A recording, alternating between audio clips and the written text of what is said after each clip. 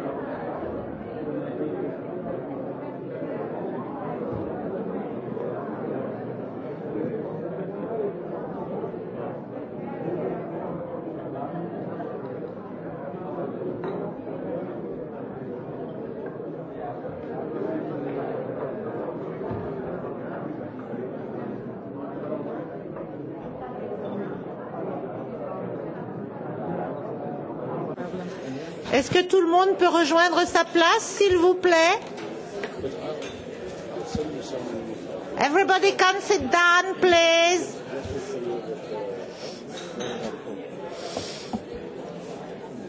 Just wait.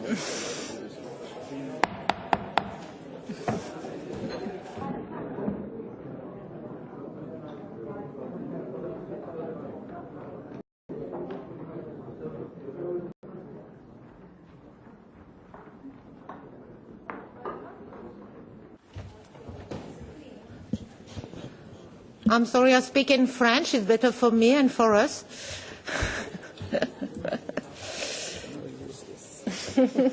Let's for that. I make the precision. Bonjour à tous et à toutes. Je suis Marie-Christine Vergiat. Je suis députée européenne et membre de la gauche unitaire européenne. J'ai beaucoup de plaisir à vous accueillir dans notre salle de réunion. Je crois que c'est la 5e ou 6e fois que je participe à cette conférence. Je suis élue depuis 2009. C'est la 2e fois que je préside une table ronde. Donc, dans ce contexte un peu particulier, et notamment au moment même où se déroulent les procès de Figen Yüksekdag et Selahattin Demirtas. Et j'avoue que je suis consternée, que j'ai été consternée quand j'ai appris que non seulement les délégations internationales n'avaient pas eu le droit de rentrer pour assister au procès, mais ce matin, y compris les délégations des ambassades des pays de l'Union européenne n'ont pas pu rentrer dans la salle du procès de Selahattin Demirtas. Et pour moi, c'est consternant et c'est encore un cran supplémentaire dans la dérive de la Turquie actuellement. Je ne vais pas en dire plus parce que je ne suis pas là pour vous parler. On a suffisamment d'intervenants autour de la table. Je vais co-présider cette dernière plénière avec Berivan Aslan, avec beaucoup de plaisir. Et je vais tout de suite passer la parole à Mahmoud Patel, donc, qui est un universitaire qui nous vient d'Afrique du Sud. Et si j'ai bien compris, qui va un peu comparer l'expérience d'Afrique du Sud avec la possible expérience kurde. À vous.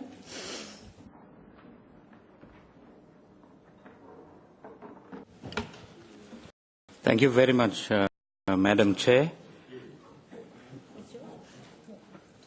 My thanks to the organizers of the 14th International European Union, Turkey and Middle East Conference, and to all the delegates here, comrades, friends, teachers, mothers, brothers and sisters.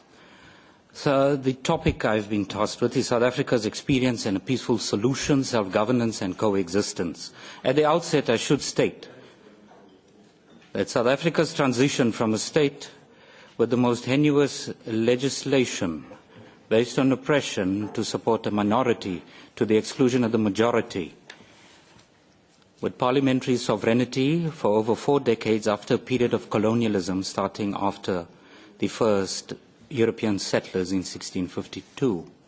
This oppression from the state, legally, socially, politically, educationally, with a double-barreled context, was supported by the United States of America and the United Kingdom until the mid-80s.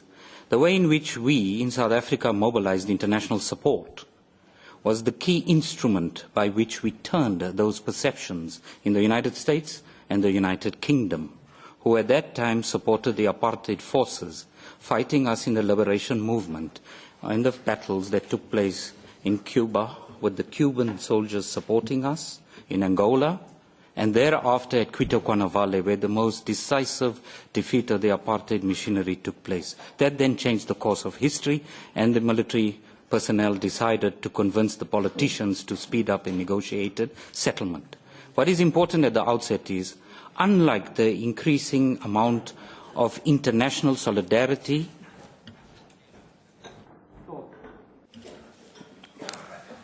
sought by communities, for example, in the Kurdish struggle, looking at international state actors to be facilitators of a peaceful solution. In South Africa, both parties, the apartheid state through its chief negotiator, the African National Congress and members of the liberatory movement came to a negotiated settlement. We did not have outside actors interfering in our negotiated settlement. So one of the things that's of utmost importance, should the peace process resume, with regards to the Kurdish struggle, it is imperative that the Kurds themselves, with the Turks, with regards to Turkey, Syria, and the other countries, negotiate for a solution into their future. Turning to the issue of how did we as South Africans institutionalize the forward thinking of progressive individuals on both sides, a decision was made. Since law was the tool used to justify oppression, it would be the law that would be used to ensure that the emergence of a new democracy would be based on a constitutional state. What else is very important for us is the decision for us to include a Bill of Rights. That Bill of Rights entrenched the non-derogable rights of equality for all South Africans, including those who came from the side of the oppressors. For us, which was the white government, its security apparatus, and other institutions. Unlike other countries, South Africa did not adopt lustration. It included the old civil servants, members of the police, judiciary, and all other institutions in a new dispensation. Together with that, we entrenched human dignity, Section 10, socio-economic rights, and the rights for transformation. In particular, the issue of redistribution of land. In South Africa, the minority was not excluded, but the majority. So that is a distinction or a major difference with the Kurdish issue. The other important point for us to emphasize here and to share with you is the principles that impacted on our Truth and Reconciliation Commission as a tool to take us into the future. There were numerous atrocities documented locally, internationally, through various human rights agencies on the way in which state agencies would implement torture, arbitrary arrest, detention and killings. Most of those were dealt with at the TRC in a framework that granted amnesty to those that met particular conditions. But what is more important is it was not used as a tool of revenge, but as a tool, as a bridge going into the future. And our interim constitution at the time, which was confirmed by the final constitution, looked at the TRC as a vehicle moving into the future based on national reconciliation. The other important point for us is, which Archbishop Desmond Tutu vehemently made clear for the TRC, was it would be based on a principle, an indigenous principle of Ubuntu.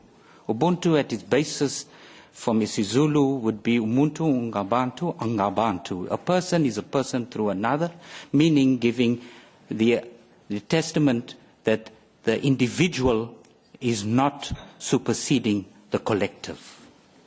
And that principle was very much encapsulated and balanced in our constitution, the rights of the individual versus the rights of the majority. And our constitutional court has consistently applied the majoritarian principle in that balanced way.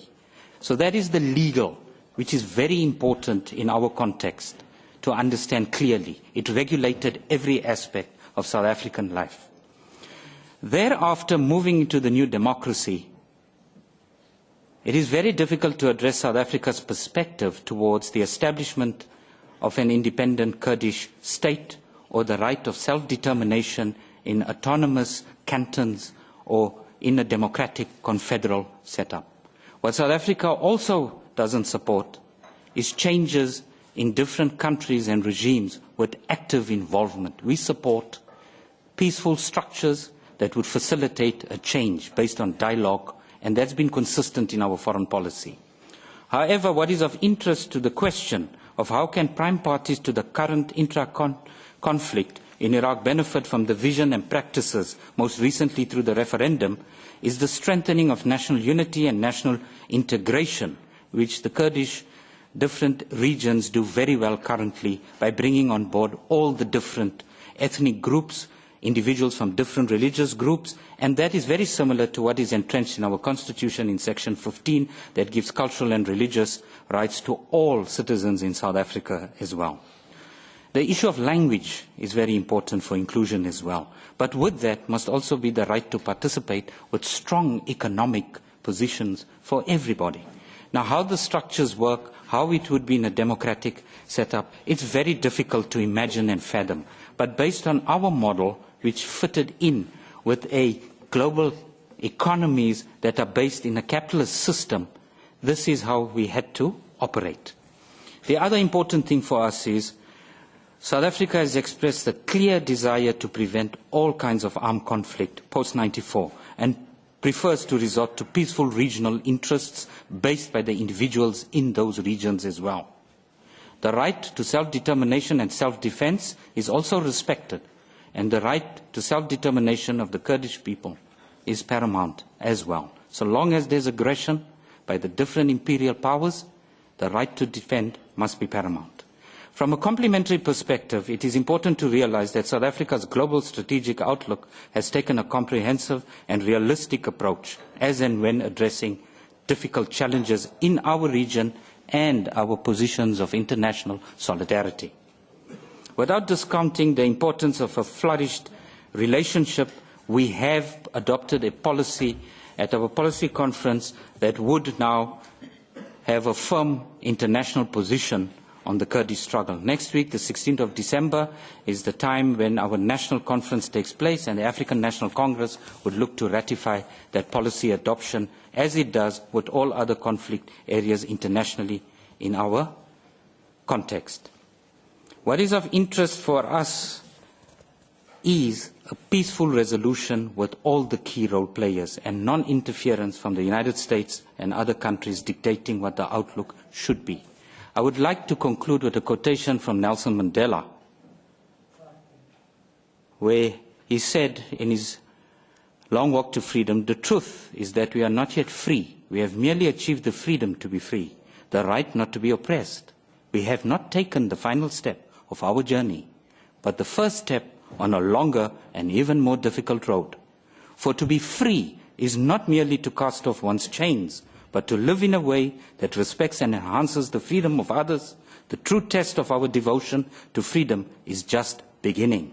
I have walked that long road to freedom. I have tried not to falter. I have made missteps along the way, but I have discovered the secret that after climbing a great hill, one finds there are many more hills to climb. I have taken a moment here to rest, to steal the view of the glorious vista that surrounds me, to look back on the distance I have come. But I can rest only for a moment. For with freedom comes responsibilities, and I dare not linger, for my long walk is not yet ended." Thank you.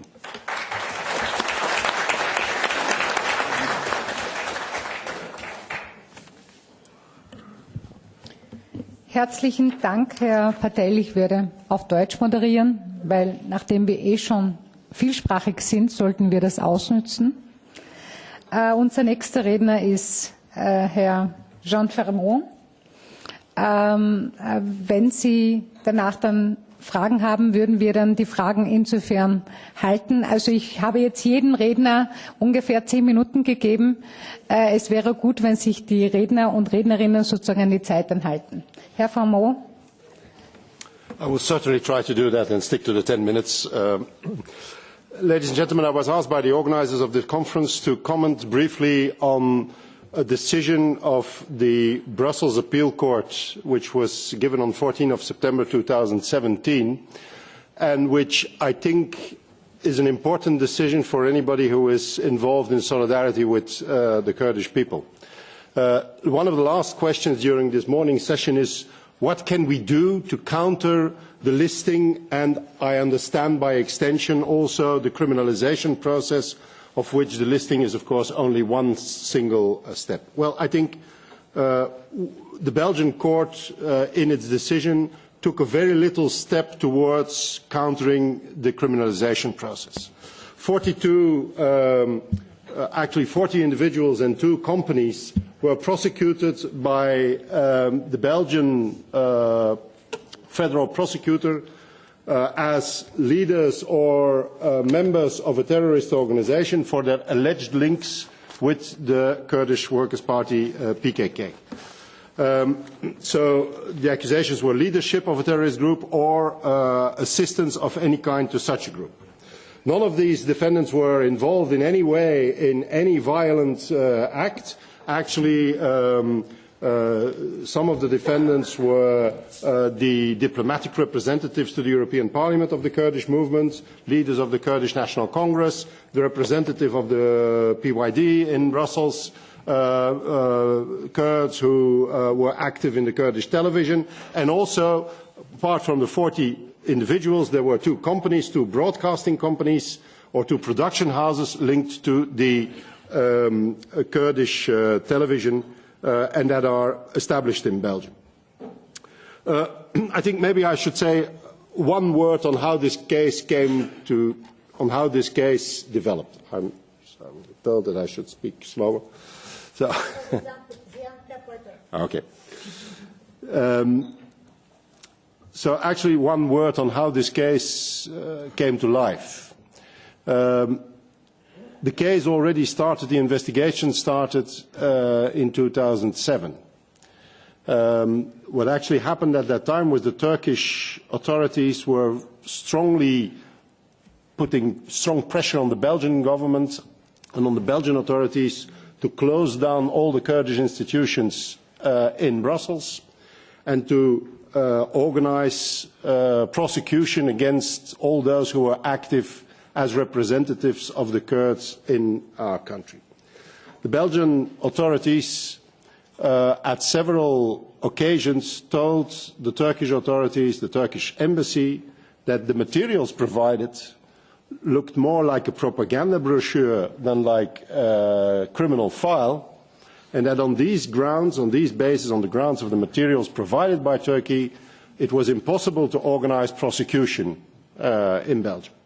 Turkey then went to its bigger brother, to the American embassy, and the American embassy started to organize meetings where the Turkish embassy was invited, and at the same time the Belgian Ministry of Foreign Affairs and the Belgian federal prosecutor were invited.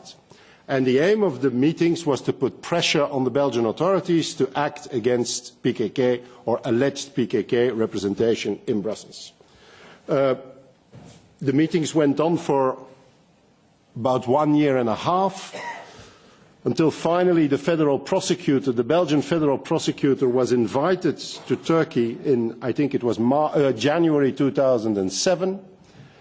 And after he came back to Belgium in March 2007, then actually opened the case, not based on the Turkish file, because that was still as much a propaganda brochure as it had ever been, but based on all kinds of small files in Belgium involving Kurds in some way. A fight in a Kurdish association, a Kurd arrested with some money, a youth camp gathering somewhere organized in Belgium. And so the prosecutor gathered all these nonsense files, put them all together and says, well, this is the activity of the network of PKK in Belgium, and so I will prosecute those who are at the head of that network.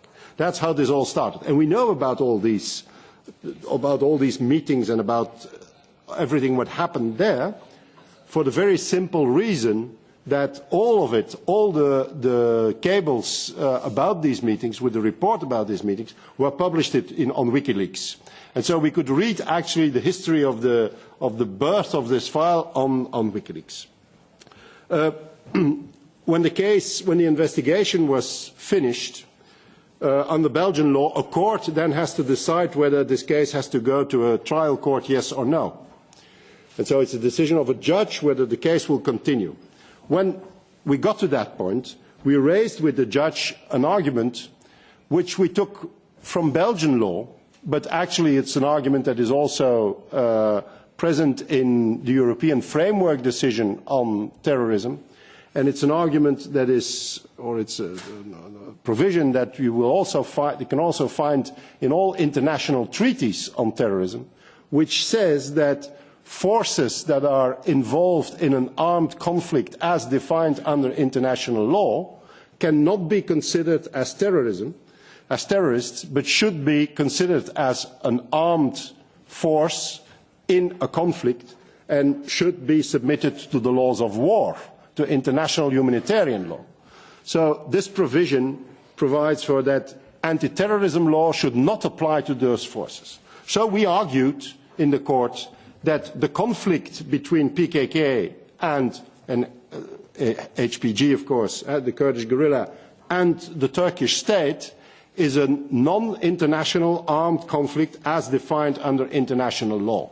There are two criteria to consider an armed or a situation of violence between a state and non-state actors as being an armed conflict. It's one, the conflict should be sufficiently intense, the level of intensity is taken into consideration, and two, the level of organization of the non-state actor is important. The non-state actor should be, the guerrilla in this case, should be sufficiently organized to be considered as an armed force, as an army, in fact. And so we argued that the conflict between Turkey and the Kurds had been ongoing for a very long time, was very intense, had a broad scope, and two, that the HPG, the Kurdish guerrilla, was to be considered as an army and not as because of its degree of organization. And actually the court accepted our position on this and decided that alleged PKK members could not be prosecuted in Belgium under the anti-terrorist laws because the PKK was to be considered as a party in an armed conflict with the Turkish state and should therefore be considered as should therefore be submitted to the laws of war, international humanitarian law. Now, I think very shortly, I think this is an important decision for a few reasons. First of all, it's a decision which is in line with international law. And I think that's a very important point. It's not just a crazy decision of a Belgian judge. It is a decision which is completely in line with international law, and it's completely in line with the aim of the distinction between situations of armed conflict and other situations of violence. Of course, if you prosecute a non-state party which is involved in an armed conflict as terrorists, then there is no incitement to that party to make a distinction between legitimate military targets and civilian targets. If you apply the laws of war, then that is a very strong incitement to all parties to respect civilians in the conflict and to concentrate on military targets. So that is one. It's absolutely in line with international law. Two, I think it creates a situation in which Kurds can benefit more easily from the freedom of expression, because if you cannot be prosecuted as a terrorist for expressing sympathy or for expressing an opinion on PKK and on the role of PKK in the Turkish-Kurdish conflict, then that is, of course, creates conditions, better conditions for free debate and freedom of expression. Three, and I think that is probably the most important point, is that it creates better conditions for a politically negotiated solution. Because if you define the problem as a problem of terrorism, then the only thing you can do is try to fight it to the bitter end, because you can't compromise with terrorism. You have to fight the terrorist phenomenon. If you define a situation as a conflict, then the conflict, you should seek a solution for the conflict, which is a totally different approach. Terrorism is to be fought, conflicts are to be solved. And so I think this decision, which is of course only one drop in the sea, but which I hope will create the dynamics also in other countries and at the level of the European Union to reconsider the criminalisation process of the Kurds and PKK, if this decision is followed by other national courts and ultimately maybe by the European Union in the discussion on the listing, it will create conditions in which we will make a real contribution to a political solution in the conflict between Turkey and the Kurds, instead of fueling the Turkish brutal repression against the Kurdish people. Thank you.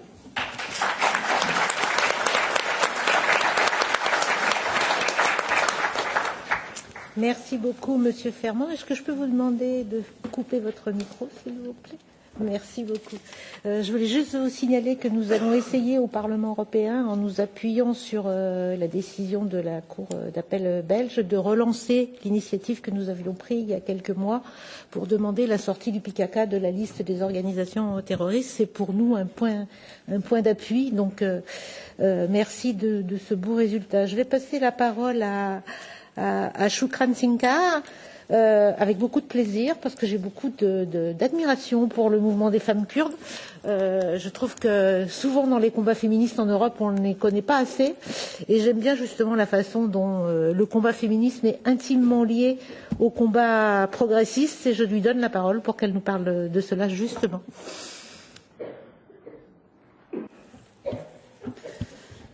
Evet, ben de 2 gündür burada çok değerli tartışmalar yürütüldü.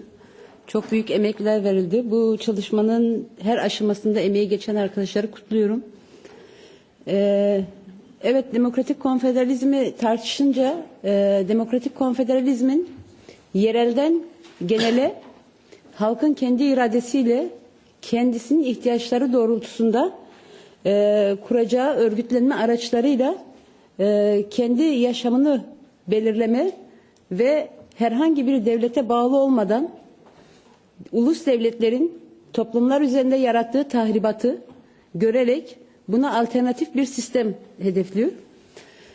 Bir sistemi tartışırken, demokratik konfederalizmi de tartışırken kadının içinde olmadığı bir sistem, kadının kendisinin örgütlediği, kendi örgütünün, kendi iradesini, kendi görüşünü, kendi geleceğini belirleyen kararları yansıtmadığı zaman o sistem çok kalıcı olma şansı yoktur.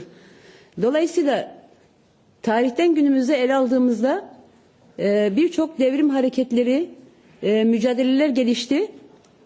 Ama kadın sorunu hep sonrasından, devrimden sonrasına, devrimin sonrasından ele alınacak bir sorun olarak görüldü.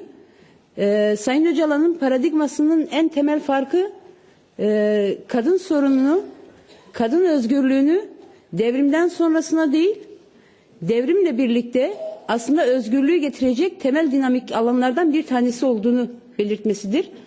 Dolayısıyla tarihten baktığımızda egemenlerin 5000 yıllık erkek egemenlikli ataerkil zihniyetin toplumu kırmasının, toplumu düşürmesinin, iradesiz bırakılmasının, toplumu sorgulatmayan bütün yönlerin kadın üzerinde uyguladıktan sonra toplumu ve doğayı katletme ya da doğayı toplumla birlikte tahakküm altına alma durumu gelişmiştir.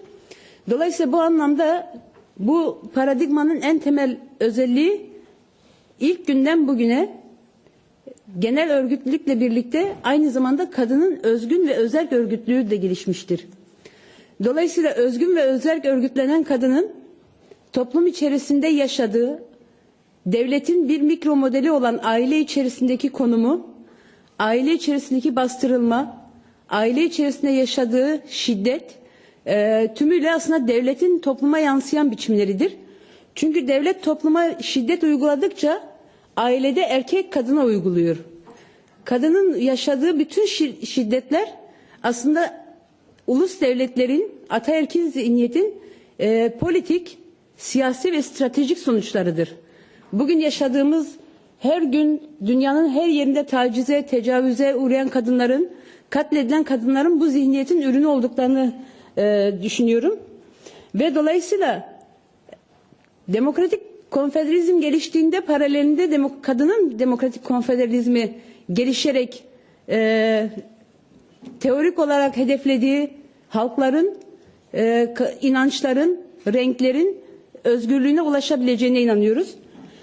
Bu anlamda da evet, demokratik konfederalizm meclis ve komünler üzerinden gelişiyor. Ancak bu meclis ve komünler yaşamın her alanına dair ihtiyaçları belirleme ve aynı zamanda ihtiyaçlar doğrultusunda da bunun politikasını yürütecek, kendi siyasetini yürütecek ve yaşamsallaştıracak bir misyon üstleniyor.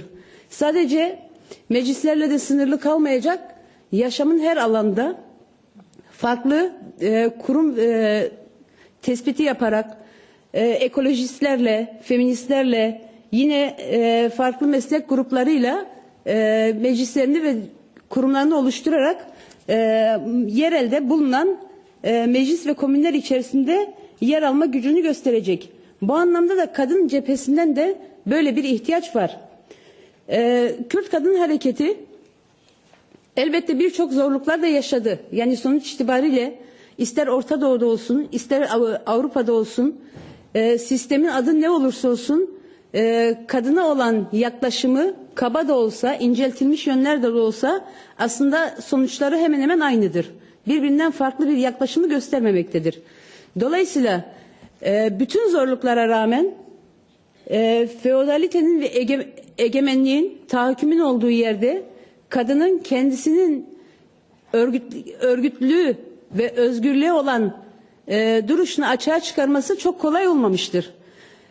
Kendisiyle de mücadele etmesi gereken bir noktadır. Çünkü erkek egemenlikli sistem toplumu ya da ideolojiler toplumu şekillendirirken kadını da erkeği de bir sürü algılarla yetiştirip o algılar üzerinden toplumsal cinsiyet dediğimiz noktalar üzerinden yetiştirmektedir. Kadın da bu sistemden çok ciddi öğretileri vardır elbette. Bu kadının öğrendiği klasik kadın ve aynı zamanda egemen sisteme boyun eğen noktaları aşıp kendisinin iradesini açığa çıkarma, kendisi olabilme konusunda ciddi de mücadeleler vermiştir. Hem toplumla hem de kendisiyle değişim dönüşümü esas alan bir özgürlük hedefi vardır. Dolayısıyla toplum içerisinde yaşanan sadece askeri anlamda değil, sosyal anlamda da büyük değişimler yaratan bir noktadadır. Çift eşliliğe, şiddete, çocuklar arasındaki ayrıma, doğaya yaklaşıma ve benzeri birçok alanda aslında somut öneriler ve somut sonuçlar da hedeflemiştir. Süremiz az olduğu için çok fazla detaya girmek istemiyorum. Dolayısıyla bu anlamda kadının kendisini özgürleştirirken beraberinde toplumu da özgürleştireceği hedefi vardır. Sadece kendisini özgürleştirme, kendisini belli bir noktaya taşıma değil, beraberinde tüm toplumsal dinamikleri de harekete geçirecek bir hedef var.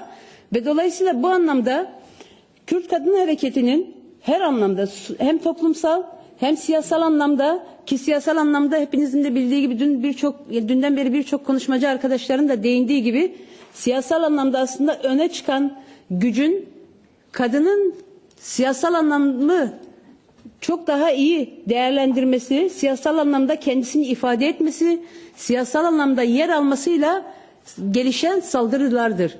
Çünkü biliyoruz ki faşizmin temel sloganı önce kadınları vurun sloganıdır. Ve bu faşizmin sloganı da kadınlarla birlikte toplumun tümünü saldırı altına alıp onun üzerinden de baskı yaratma hedefidir. Dolayısıyla Kürdistan'da gelişen saldırıların, AKP'nin geliştirdiği saldırıların temelinde de bu yatmaktadır. En fazla kadının gelişmesinden, en fazla kadının özgürleşmesinden ya da en fazla kadının bilinçlenmesinden korkan ulus devletler dolayısıyla korktukları alana çok daha fazla saldırmak durumunda kalıyorlar. Bu anlamda bir analoji örneği vermek istiyorum. Örneğin devletin kendisinin anlayışlarını erkekte nasıl şekillendirdiğine dair küçük bir örnek. İkili ilişkilerde ya da diyelim evliliklerde ilk etapta kadını ikna etmek için kadını seven, kadının iradesini tanıyan, kadını hiçbir şekilde onun iradesini tahakküm altına almayacak, zapturapt altına almayacak bir vaat süreciyle başlıyor. Ama bir süre sonra ilişki ya da evlilik başladıktan sonra bu ilişkiler kadının öyle olmadığını, bir tahakküm aracı olduğunu, iradesinin o evlilik ya da ilişki içerisinde kalmadığını anladığı zaman erkek tarafından tehdit edilmekte, şiddete uğratılmakta, ekonomik, psikolojik her türlü şiddeti kadına hak gören bir erkek zihniyeti ve toplumsal zihniyet açığa çıkmaktadır. Dolayısıyla ulus devletler de aynı anlayışı toplum içerisinde ulus devletin ilk kuruluş aşamasında ya da halkla birlikte kurulduğunda kadın da kendi stratejik durumlarını alıyor. Ama sonrasından da aslında toplumun iradesini, toplumun düşüncesini, toplumun geleceğini tamamen tahakküm altına bırakıyor. Bu anlamda da toplum kendi yaşamına, kendi kararını vermek istediğinde, kendi öz örgütlüğünü, kendi kaderini kendisi tayin etmek istediğinde en son örneğinde Cizre'de olduğu gibi insanlar yakılıyor. Taybet analar yol içerisinde cenazeleri bırakılıyor. İnsanlar öyle bir noktaya getiriliyor ki cenazesini koyabileceği bir yer bulamıyor. En son derin dondurucuyu seçiyor. Dolayısıyla erkek egemen zihniyetin devletler üzerinde geliştirdiği, toplumlar üzerinde erkeğin zihniyetinde geliştirdiği bütün anlayışlara karşı mücadele etmek gerekiyor. Son bir şey söylemek istiyorum. Bu anlamda sadece kadının özgürleşme sorunu yoktur. Sadece kadın kendisini özgürleştirecek, kendisini geliştirecek, topluma ve erkeğe öncülük edecek beklentisinin kesinlikle aşılması gerekiyor. Erkek de bu sistem içerisinde bir köledir. erkeğin de iradesine el konulmuştur. Dolayısıyla erkeğin de kendisini özgürleştirme hedefiyle yaşamı oluşturabilir. Bu temelde de bütün 40 yıllık verilen mücadele içerisinde Rojava somut bir örnektir. Kadınların öncülüğü sistemde yer alması ve 21. yüzyılın kadın özgürlüğüyle tüm halkların özgürlük yılı olacağına inancımla tekrar hepinizi selamlıyorum.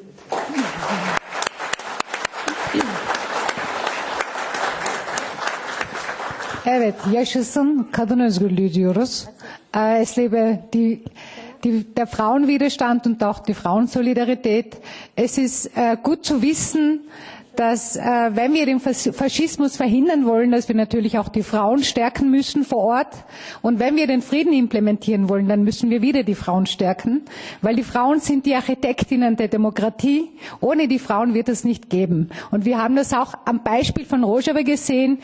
In der Menschheitsgeschichte waren die Frauen immer die größten Verliererinnen in den Kriegen, in den Krisen. Und in Rojava haben uns die Frauen vor Ort das anders bewiesen. Sie haben bewiesen, dass die Frauen nicht nur zu den Betroffenen gehören, sondern dass sie auch zu den Gewinnerinnen gehören. Ich danke nochmal an allen Frauen, die sich am Widerstand von Rojava beteiligt haben. Ich will Ihnen nochmal, ich beuge mich vor Ihnen und ich bin froh, dass wir so starke Frauen vor Ort gegen diese Barbaren gehabt haben. So, ich würde jetzt gern auf unseren nächsten Redner zurückgreifen, Herrn Metin Rhawi. Wir sind ja auch das letzte Mal gemeinsam am Podium gesessen mit Ihnen. Er ist Vertreter der Europäischen Syrischen Union. Voilà, bitte sehr.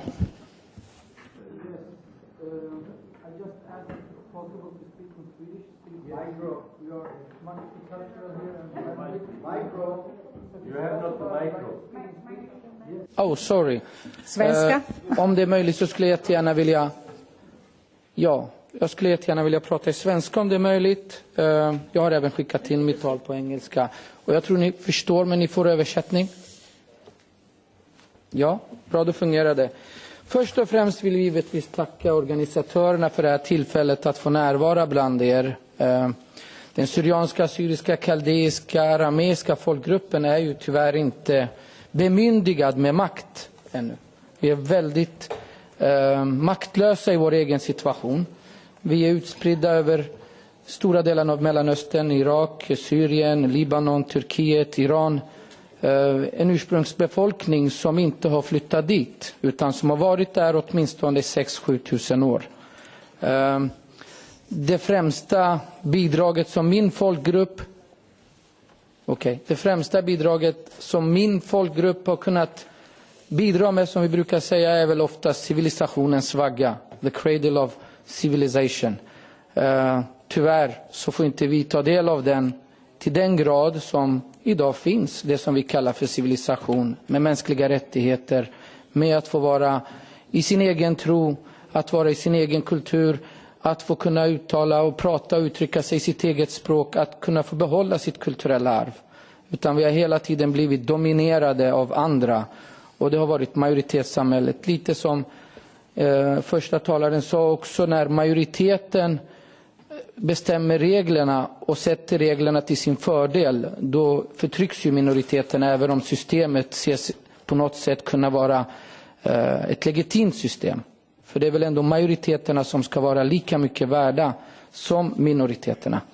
Så den historiska tillbakablicken på min folkgrupp, minst 6000 år i Mellanöstern, i det som vi kallar för Bethnahrin, som också kallas för Mesopotamien, som idag kallas för Syrien, Irak, Turkiet, som också kallas för Rojava, som kallas för Kurdistan, som kallas också för Norra Syriska Demokratiska Federationen. Det har väldigt många namn.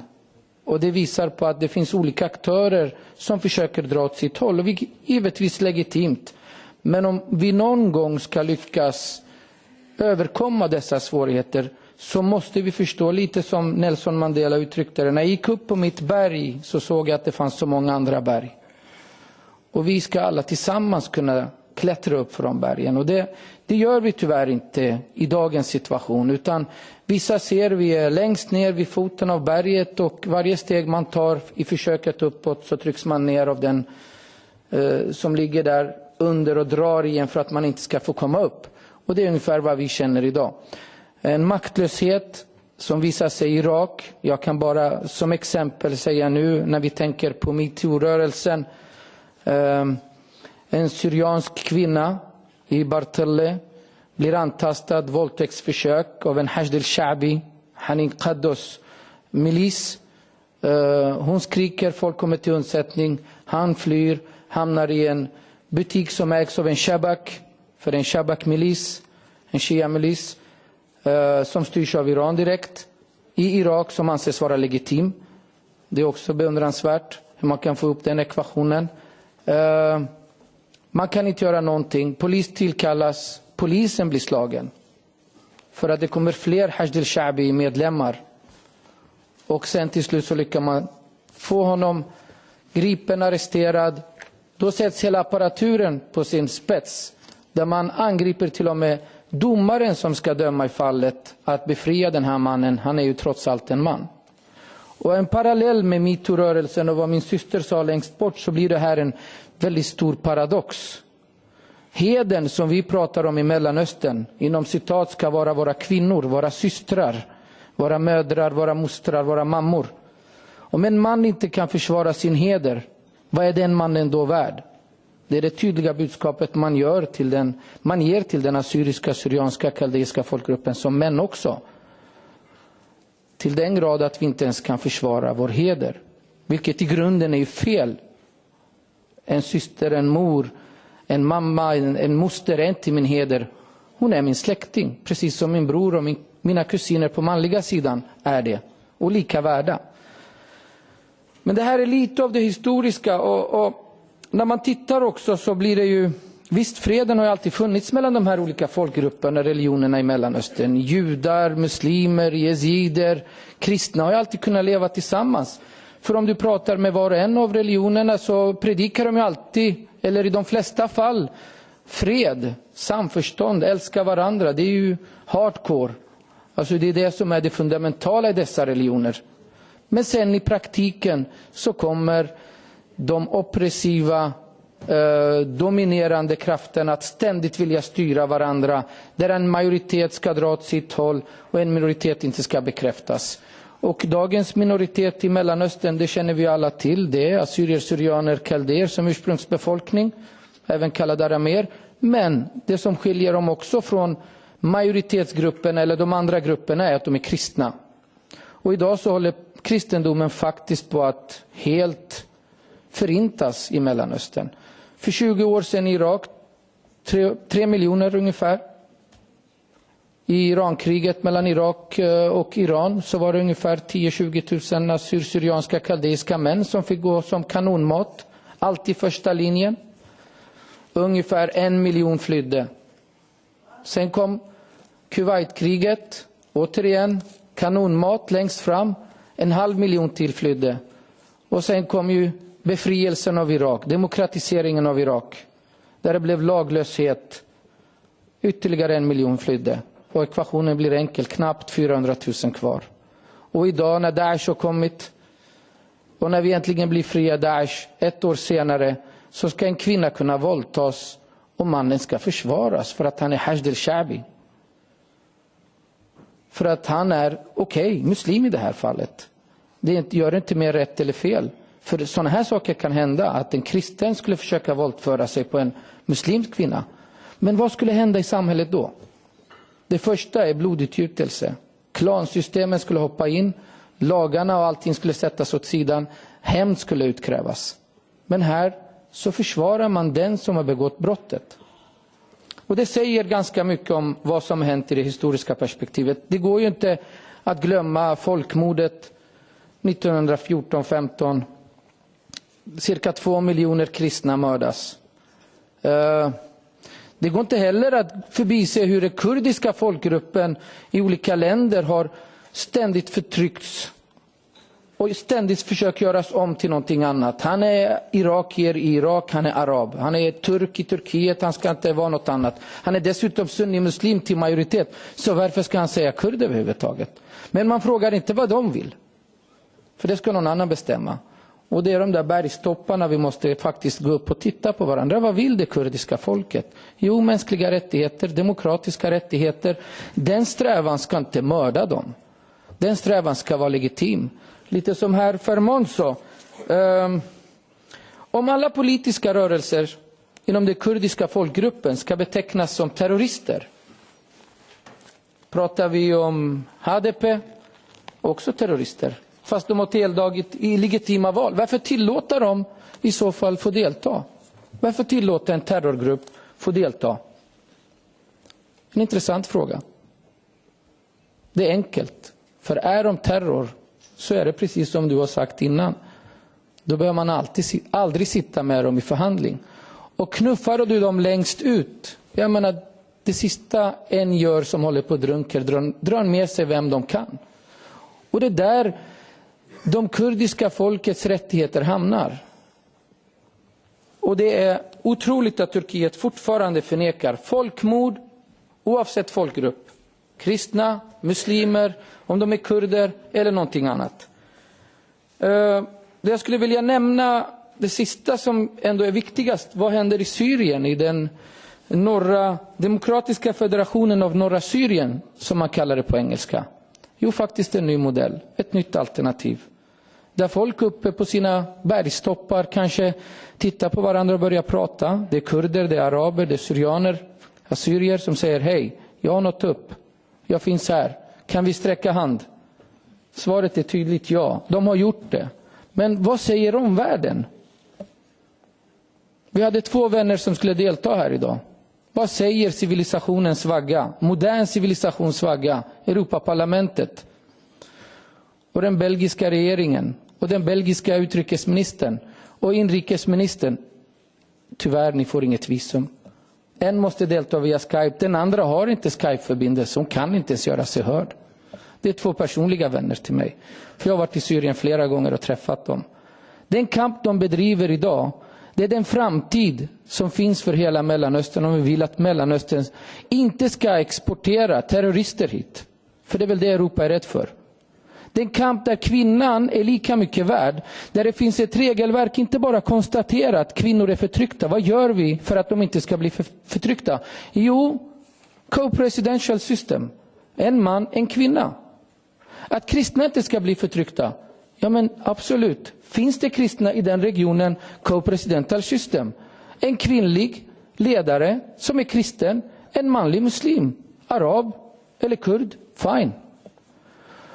Att vi tror på att vi måste kunna utbilda våra barn från första dagen, från skolan, i deras eget modersmål, där de får presentera de värdegrunder som är gemensamma, som kommer bygga en framtid tillsammans. Det är extremt viktigt att vi tror på det.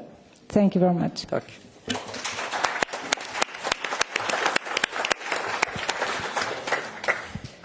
Merci, Monsieur Rhawi. Si ça ne tenait qu'au Parlement européen, je pense que nous arriverions plus à faire un certain nombre de condamnations. Malheureusement, la politique des affaires étrangères est dans les mains des États membres au niveau de l'Union européenne, ce qui nous contraint énormément puisque les États membres font lourdement pression. Et je voudrais juste préciser que la plupart des attentats terroristes, pour ne pas dire la quasi-totalité des attentats terroristes commis sur le sol européen, n'ont pas été commis par des terroristes venant de Turquie, mais par des hommes et des femmes qui avaient grandi et qui étaient même nés sur le territoire de l'Union européenne. Donc le terrorisme est beaucoup utilisé par ceux qui nous gouvernent de chaque côté en la matière pour empêcher la reconnaissance des droits des uns et des autres. Je vais passer la parole à Rezan Sarica. Rezan Sarica nous vient de Turquie, nous vient d'Istanbul. Il est avocat et je trouve qu'il y a... c'est difficile d'être avocat aujourd'hui en Turquie, d'autant plus quand on est l'avocat de M. Öcalan, qui, je le rappelle, n'a pas reçu de visite et est à l'isolement depuis 2015. C'est une des choses sur lesquelles nous essayons de nous battre. À vous.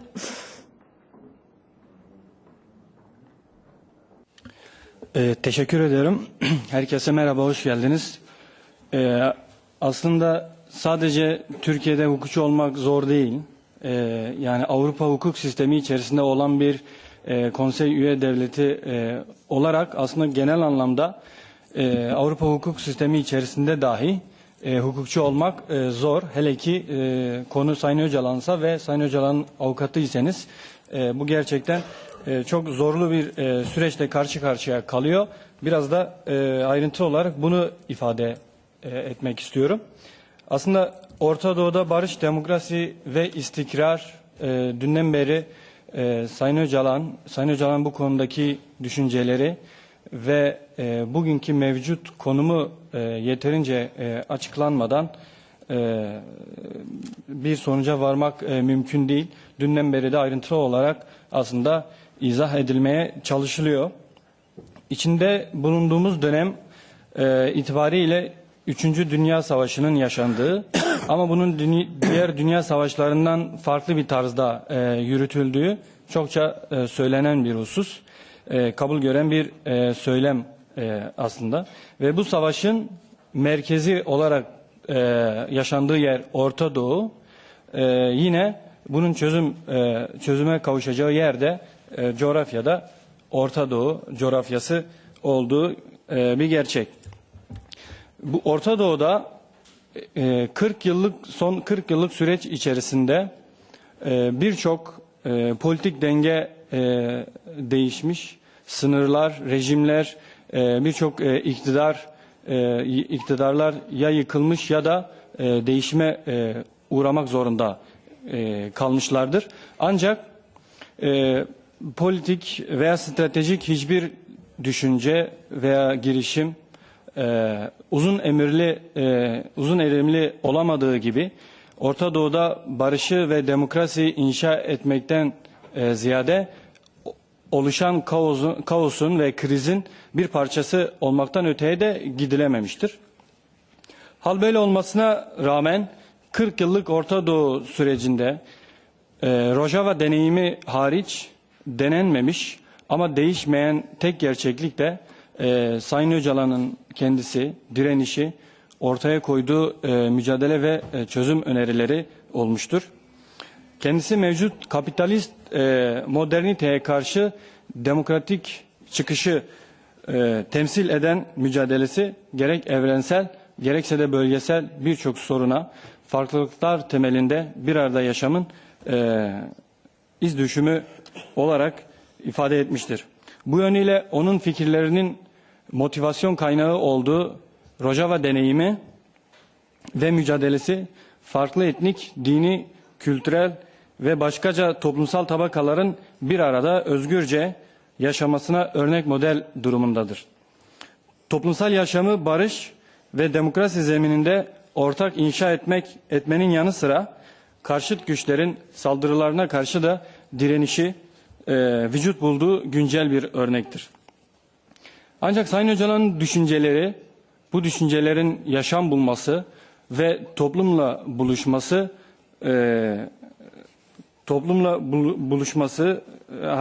toplumu hareket ettirebilme pozisyonundan önce kendisinin mevcut koşulları, içerisinde bulunduğu zorlu koşullarda nasıl mücadele ettiğini de ifade etmek, bunu bilmek gerekiyor. Çünkü içinde tutulduğu mutlak tecrit koşulları ortak yaşamın, demokrasi ve barış fikirlerinin dış dünyadan yalıtılması bir gerçeği var bugün. Orta Doğu halklarının da bu anlamda tecrit altına alındığını ifade etmek mümkün. 15 Şubat 1999 tarihinde uluslararası bir komployla kaçırıldığından bugüne hiçbir zaman gerçek bir hukuksal statüye ve temel haklara kavuşturulmadan bir sistem içerisine alınmıştır. İmralı Ada Hapishanesi Türkiye'nin tek ada hapishanesidir. Sayın Öcalan'ın kaçırılmasıyla beraber 16 Şubat 1999 tarihinde Milli Güvenlik Kurulu kararı ile askeri yasak bölge olarak ilan edilmiştir. Askeri yasak bölge olması kimliği ve sıfatı ne olursa olsun adaya yapılacak olan ziyaretlerin Milli Güvenlik Kurulu kararı ile veya onların iznine tabi olması anlamına gelmiş, sivil toplum ve kamuoyunun denetimine kapalı bir alan inşa edilmiştir. Parlamentoya bağlı komisyonlar, demokratik kurumlar, yine insan hakları örgütleri adaya hiçbir şekilde gidememiştir, engellenmişlerdir. Avukat ve aile ziyaretleri yine yetkililerin iznine tabi olarak ve ulaşım koşulları sağlandığı vakit gerçekleştirilebilmiştir. Orada neler olup bittiğine dair herhangi bir bilgiye ulaşmak bu anlamda mümkün olmamıştır. 99 tarihinden 2009 tarihine kadar 10 yıl 9 ay boyunca tek başına bir hücrede 12 metrekarelik bir hücrede tutulmuştur. 2009 tarihinden sonra yanına diğer cezaevlerinden 5 hükümlü sevk edilmiştir. Kendisi onlarla birlikte haftanın belli sınırlı günlerinde ve saatlerinde ancak görüşebilmiştir. Aile görüşmeleri bulunduğu zamandan bu yana hiçbir zaman düzenli olarak istikrarlı bir şekilde sağlanmamıştır. Oysa ki 15 günde bir kendisinin aile bireyleriyle görüşmesi gerekiyordu. En son 11 Eylül 2016 tarihinden bu yana da hiçbir şekilde aile bireyleriyle görüşebilmiş değil. Avukatları olarak bizler 27 Temmuz 2011 tarihinden bu yana hiçbir şekilde kendisiyle görüşebilmiş değiliz. Yüzlerce girişim, başvuru taleplerimize rağmen 6,5 yılı geride bırakan bir avukat yasağı süreci var. Türkiye cezaevlerinde bütün tutsaklara tanınan telefon ile görüşme hakkı hiçbir zaman Sayın Öcalan'a tanınmamıştır. Yine hapishanede televizyon bulundurma hakkı 14 yıldan sonra kendisine tanınmıştır. Ancak bugün bu hakkın sağlanıp sağlanmadığını da bilmiyoruz. Çok katı bir denetim ve incelemeye tabi olan yazışmalar, yani iletişim hakkının kullanılması ciddi sorunlarla karşılaşmış. Mektuplar yazması engellenmiş, kendisine gönderilen mektuplar ya sansürlenmiş ya da verilmemiştir. Gazeteler geçmiş tarihe dönük ve toplu olarak ve sansürlü bir şekilde verilmiştir.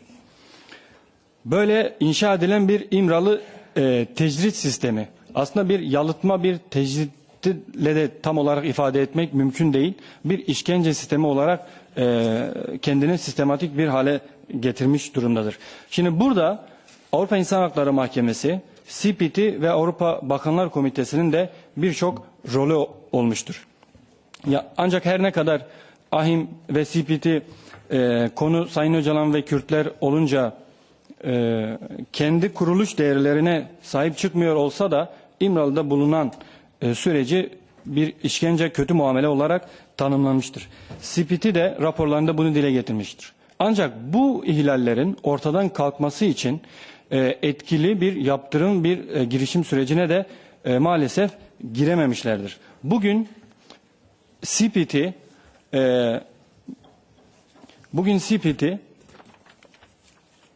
İmralı Ada Hapishanesi'ni ziyaret etme koşullarına sahipken bu yönde bir adım atmıyor ve girişimde bulunmuyor. Sadece Türkiye'de yetkililerle görüştüğüne dair açıklamalarda bulunuyor. Ancak 1,5 yılı bulan bir süredir Sayın Öcalan'ın bulunduğu cezaevinden ve kendisinden herhangi bir bilgi ne yüz yüze ne de resmi olarak tarafımıza ulaşmış değildir. 2014 yılında Avrupa İnsan Hakları Mahkemesi Sayın Öcalan'ın ömür boyu içeride kalacağına dair cezayı işkence yasağı olarak işkence yasağını ihlal olarak kabul etti ve bir kararın uygulanması gerekiyorken Türkiye'de bu uygulanmadı 3 yıldır. Avrupa Konseyi Bakanlar Komitesi de bunu izlemesi gerekiyor. Bu kararın gereğinin yerine getirilmesi gerekiyor ancak herhangi bir şekilde adım atmış değildir. Az bir zamanım kaldı. Aslında Sayın Öcalan'ın barış girişimleri, barış mücadelesini ömrü boyunca özellikle 93 tarihinden bu yana ve İmralı Adası'na geldiği günden bu yana barış mücadelesini çok ciddi emeklerle ortaya koyduğunu ifade etmek gerekiyor. Ancak bugün İmralı tecrit sisteminin uluslararası komplo süreciyle başladığını ve onun bir devamı olduğunu bilmek gerekiyor. Bugün yapılan bu görüşme yasağına 1,5 yılı bulan haber alamama haline şöyle bir örnek vermek istiyorum. Avrupa Konseyi üyesi herhangi bir devletin veya burada bulunduğumuz bir devletin hangi hapishanesinde 15 ay, 16 ay boyunca bir hükümlüden haber alınamamaktadır. Yani böyle bir örnek tarihin hiçbir zamanında karşımıza çıkmamıştır. Avrupa hukukunun, AHİM'in, SİPİT'inin, Bakanlar Komitesi'nin bu duruma dur demesi gerekiyor. 1999 tarihinde Avrupa'ya geldiğinde Sayın Öcalan, Avrupa bütün kapılarını Sayın Öcalan'a kapattı.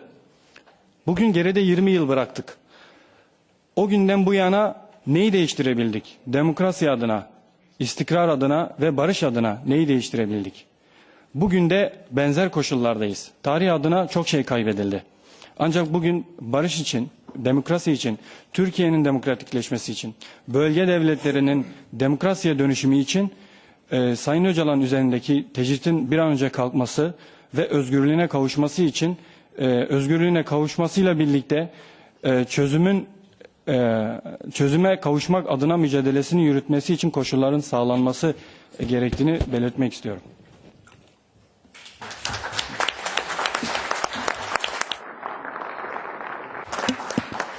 Nun kommen wir zum letzten Redner, zum Herrn Simon Dubbins. Er ist der Direktor von Unite. Simon kann auch super Deutsch, habe ich vorhin gehört. Lieber Simon, ich würde dich jetzt um deine Rede jetzt bitten. Wir sind sehr gespannt, was du uns zu erzählen wirst. Okay, thank you very much, Berivan, and apologies to interpreters. I know you should have got some notes. I should have done a full speech, but I haven't, and I shall speak slowly, so apologies at the start. Look, let me begin by just saying thanks very much. It's always a privilege to take part in this and to share a platform with the quality of speakers that we've got here and have had the privilege to listen to all day. So thanks to everybody that puts the effort into organise such a really useful event. A colleague yesterday, Doug, from the GFTU in the UK, explained what the British trade union movement has been doing in relation to solidarity with the Kurdish political movement and particularly in relation to the campaign for freedom for Abdullah Öcalan. I think we've made some terrific progress in the last couple of years. We've got a lot more to do, but to have managed to get our confederation to take a position to support freedom for Öcalan, to get the biggest unions in the country to sign up to that, to start building a structure, to have held fringe meetings at the Labour Party, at our confederation conference every year, and to have got individual unions and regions and branches to get on board is big progress. It's never as fast as we want it to be, but there is no doubt we are starting to get the message across despite the difficulties. I think when I looked at the title there, the struggle of the labour movement and democratic confederal model, I thought, oh Christ, where do I start with that in 7 minutes? I think there's a simple starting point, and it's the starting point of all the labour movement, the progressive parts, the trade union movement, our allied political parties. We are born out of solidarity and we're born out of struggle. That's where our movement comes from. And I'm very proud to say that the British trade union movement was instrumental in many of the great international campaigns of our time. We always stood shoulder to shoulder with our colleagues in South Africa right through the apartheid struggle, and I think it's fair to say London was an absolute hub and centre of that. We've stood in solidarity with the Cuban government despite the 50 years of blockade and attempts to bring it down. We've done massive solidarity work with our brothers and sisters in the movement in Colombia, despite the genocidal murders and attacks that they've suffered at the hands of paramilitaries, their own government, disgracefully with the backing of the British and the American governments as well. And there are many others, in particular Palestine as well at the moment. So that's our history. That is where we come from. So it's really, very obvious that we would want to stand in absolute solidarity with the struggle of the Kurds and all progressive political forces in Turkey and the wider region. It's what we would call a no-brainer. It's that obvious that we should and must do that. But you see, it's actually much, much more than that in the case of the Kurdish struggle. And I think what we need to get across to people and to our members is this is not simply a case of standing in solidarity with a downtrodden and oppressed people. Its significance is vastly beyond that. And the Kurdish political resistance is not only critical for the people in the countries of Turkey, Iraq, Syria and Iran, it's critical for the people in the whole region. And I think you mentioned it earlier, Thomas, it's critical globally. And we need to understand that and put it in its proper context. We are looking and talking about a region that is notoriously repressive and is notoriously male dominant. And here we have, in the middle of that region, a political movement that is challenging that and standing it absolutely on its head. And I think anybody in the progressive Labour movement that does not see the significance of what is happening in Rojava, what is happening with the whole political project of the Kurds at the moment, is missing something that is really of historical importance at this moment and will be going forward. We have a political movement that stands for everything that the trade union and labour movement stands for. It talks about women's rights front and centre, and not just the usual declaration of women's rights, actually trying to implement it and put it front and centre of that political struggle. Talking about equality and tolerance and inclusiveness and justice, all of the things that our trade union and labour movement is born from, the values that we hold absolutely at our core.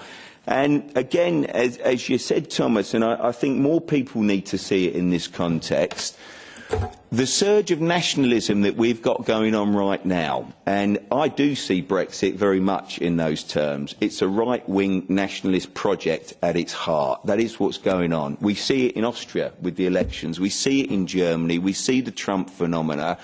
The resistance of the Kurds is absolutely essential to fighting that on a global level, as are the actions of our trade union and labour movement globally. And we simply must draw the connections between those different parts of our movement and make sure that we act in greater harmony, in greater synchronisation and in a much more coordinated manner in the future. I think ideologically the project that the Kurdish political movement and the ideology that Öcalan has really mapped out is fantastic for the left in many ways. I make no bones about saying I think since the collapse of the Soviet Union, the left found itself in a bit of a straitjacket. I think we've struggled to find our way forward sometimes, struggled to deal with where we find ourselves, and Öcalan and the contribution and the analysis, I think, has freed us to some extent and given us a path and a way forward that is exciting and should be exciting to anybody that holds those values dear and holds our principles dear and is looking for a way forward in what are very difficult and challenging times. I find the attitude towards the state, I don't find it simple. We always used to hark back to Lenin and the right of nations to self-determination and this view of a classic nation state. But I think the whole idea and perspective of democratic confederalism takes us beyond that. I would say, very honestly, I think it raises questions. Can we have a simply no-state society with built only from non-state actors? Where do multinationals fit in this? Hundreds of thousands of our members work in multinationals. I've always thought, with the structures of the EU, we've had some chance of getting under control, even though the EU has gone in a very neoliberal and wrong direction. We need transnational structures. So, look, these are all questions that it throws up. I don't think that's a problem. We need to be challenged, and I know from friends in the Kurdish movement, they want reactions to what's been written. They want to try and push those debates forward. And I will finish on this. I think Abdullah Öcalan, I have no doubt from what I have from what I have ploughed through and read and tried to understand, I have no doubt whatsoever that Öcalan is a giant political thinker. And I think we will understand that. Some of us do now, and in the future, people will undoubtedly understand that. If you've not read it, I urge you to do yourself a favour and read it. But the issue is this, and I finish with this. What we have to do is build real, effective, concrete solidarity in all the ways that I've touched on, and we've got a hell of a job to do in that. Our trade unions, whatever country you are in, you need to push your unions to adopt the position of demanding the freedom for Öcalan and actually making it concrete with your members and your activists on the floor. The flip side of it is, I think, the Kurdish community as well needs to engage more in our trade unions and bring that voice into it. And I'm absolutely sure if we try our best, as in the past when they said the Cuban Five will never be free, Mandela will never be free, apartheid will never fall, will never bring about change in Colombia and other places, we have done it. We should hold our heads up high, stand in solidarity with our Kurdish brothers and sisters and look to change the world and make it a better place.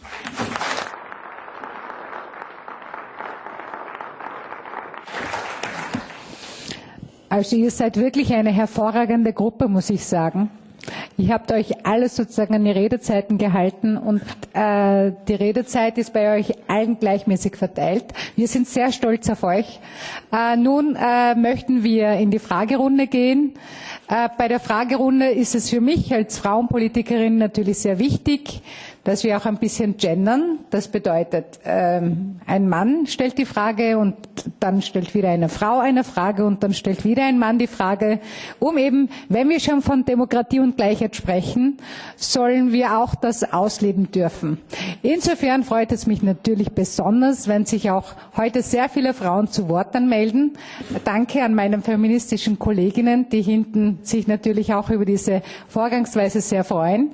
So, wir eröffnen jetzt die Fragerunde. Ich bitte Sie, keine Co-Referate zu halten. Ich weiß, das Thema ist sehr, sehr spannend. Aber umso wichtiger ist es natürlich, dass unsere Redner und Rednerinnen auch mehr Zeit haben, um ausführlich auf Ihre Fragen zu antworten. Ja, nun, wir freuen uns auf eure Fragen. Bitte um ein Handzeichen. Wir fangen gleich bei Ihnen an. I have actually two questions for Dr. John Fermon. So, first of all, thank you so much for European Parliament. And then I would like to know the definition of the self-defense with the terrorism action. And I'm wondering, first of all, thank you so much for the consequences and for the results of the court and the come-out result. So I'm wondering why in the 21st century still the self-defendant case has to be reviewed in the court as a terrorism action. This is the first question. And then the second question is, as you know, that the Iranian regime is the most problematic country in the region. And then I'm wondering if they brought any cases to your attention regarding the, Iranian action against their own people, which is recently the earthquake is happened in Iran, and which is the Iranian regime refused to give any kind of help and support to the Kurdish people and which is unfortunately, specifically, they said in the video, which is it exists as a document, and they said you have to survive on people's support, and still many peoples over there, they have not eaten in days and days. So if you please just answer this question, I appreciate it. Thanks. Thank you very much. And the second question is from you, please. Great, thanks. Thank you very much. My first question will be to Mr. Dubbins. Thank you very much for speaking from here. Thank you very much for your excellent presentation and pointing to the importance of realizing what's going on actually within the Kurdish revolution in terms of its potential for the future.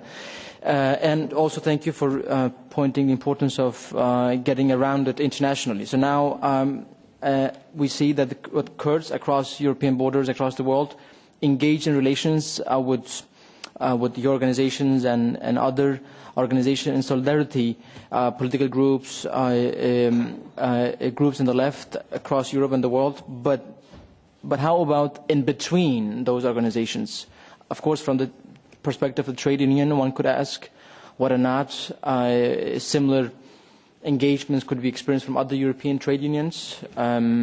What efforts your union is putting into organizing or, let's say, motivating other unions to go in line with the solidarity, and another second part of that, how to, what is your view on the current status in terms of other international groups engaging or realizing the importance of this? And second question, now that I have the floor, is to Mr. Patel. Thank you very much for coming all the way. Even though we share the same time zone, it's a long travel. Your country have undergone an enormous democratic transition, but it's still facing huge challenges as well. How would you, like democracies around the world, based on your experience, what is your suggestions for Kurds in northern Syria? How can we make sure democracy, also in terms of economy, is saved for the next generations? Thank you. Thank you very much. Any more questions? Where are the women? Hey. Only men. 3 men. 3 men, 4 men. What's about the women? First you and then Adam. One more. One woman. One woman. And anyone? Okay. As a grandson of a survivor of the Armenian genocide, 1915, I lived like my father and forefathers, all in wars in the Middle East, non-stop wars. And most of the wars and genocides and massacres, beginning from the Armenian genocide and the Assyrian and Kochkiri Kazabash 1925, then Dersim 1938, then we arrive at the Kurdish massacres and genocide, and 100 years after Armenian genocide, Yazidi people are all victims of complete genocide by the same financiers and by the same godfathers who live in Ankara or in Istanbul at the same time. Till now, as we see, the big powers, the European powers, like in 1938, they handed all Sancak Alexandrite to Kemal Atatürk, and then they did everything to continue Turkey on just telling that they are some kind of a war against Soviet expansionism, then I don't know against whom. Until now, that Turkey had never been condemned officially or never been penalized of whatever they are doing in these days. I am in excellent contact with all the Kurdish organizations all over the Middle East and also Kurdistan, Iraq, and I sympathize with the Kurds, and we see that our struggle is together. But at the same time, European nations and superpowers led by the United States of America, who is playing a double role every day. So I think that, especially this conference, we must apply in some way to some big powers in order to tell them to ring a bell of what's going on, and it had been never stopped, and only talking and talking and talking. Thank you very much.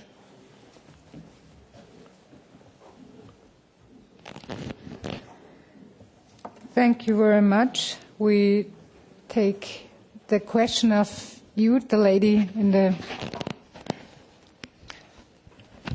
Hello, thank you. Thank you for allowing me the question. I have two separate questions. The first one is not so much a question as a comment.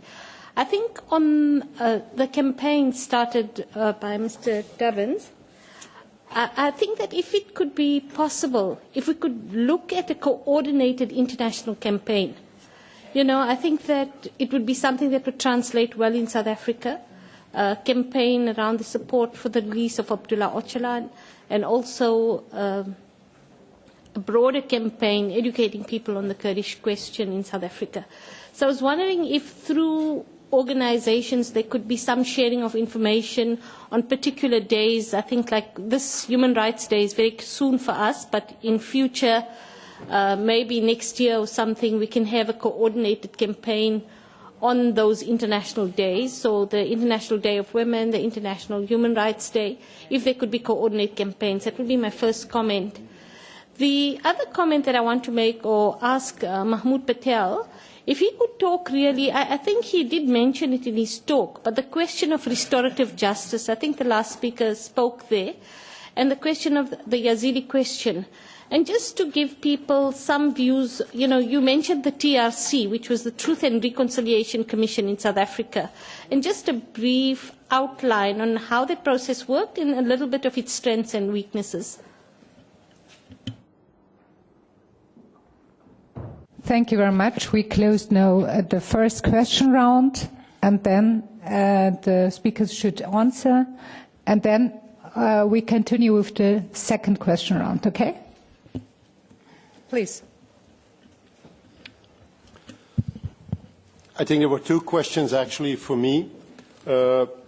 One was about the situation of Kurds in Iran, and to be very honest, my whole work in the last 3 decades has been concentrating on Turkey and the Kurds. So I have very little knowledge about the situation in Iran and must humbly admit that.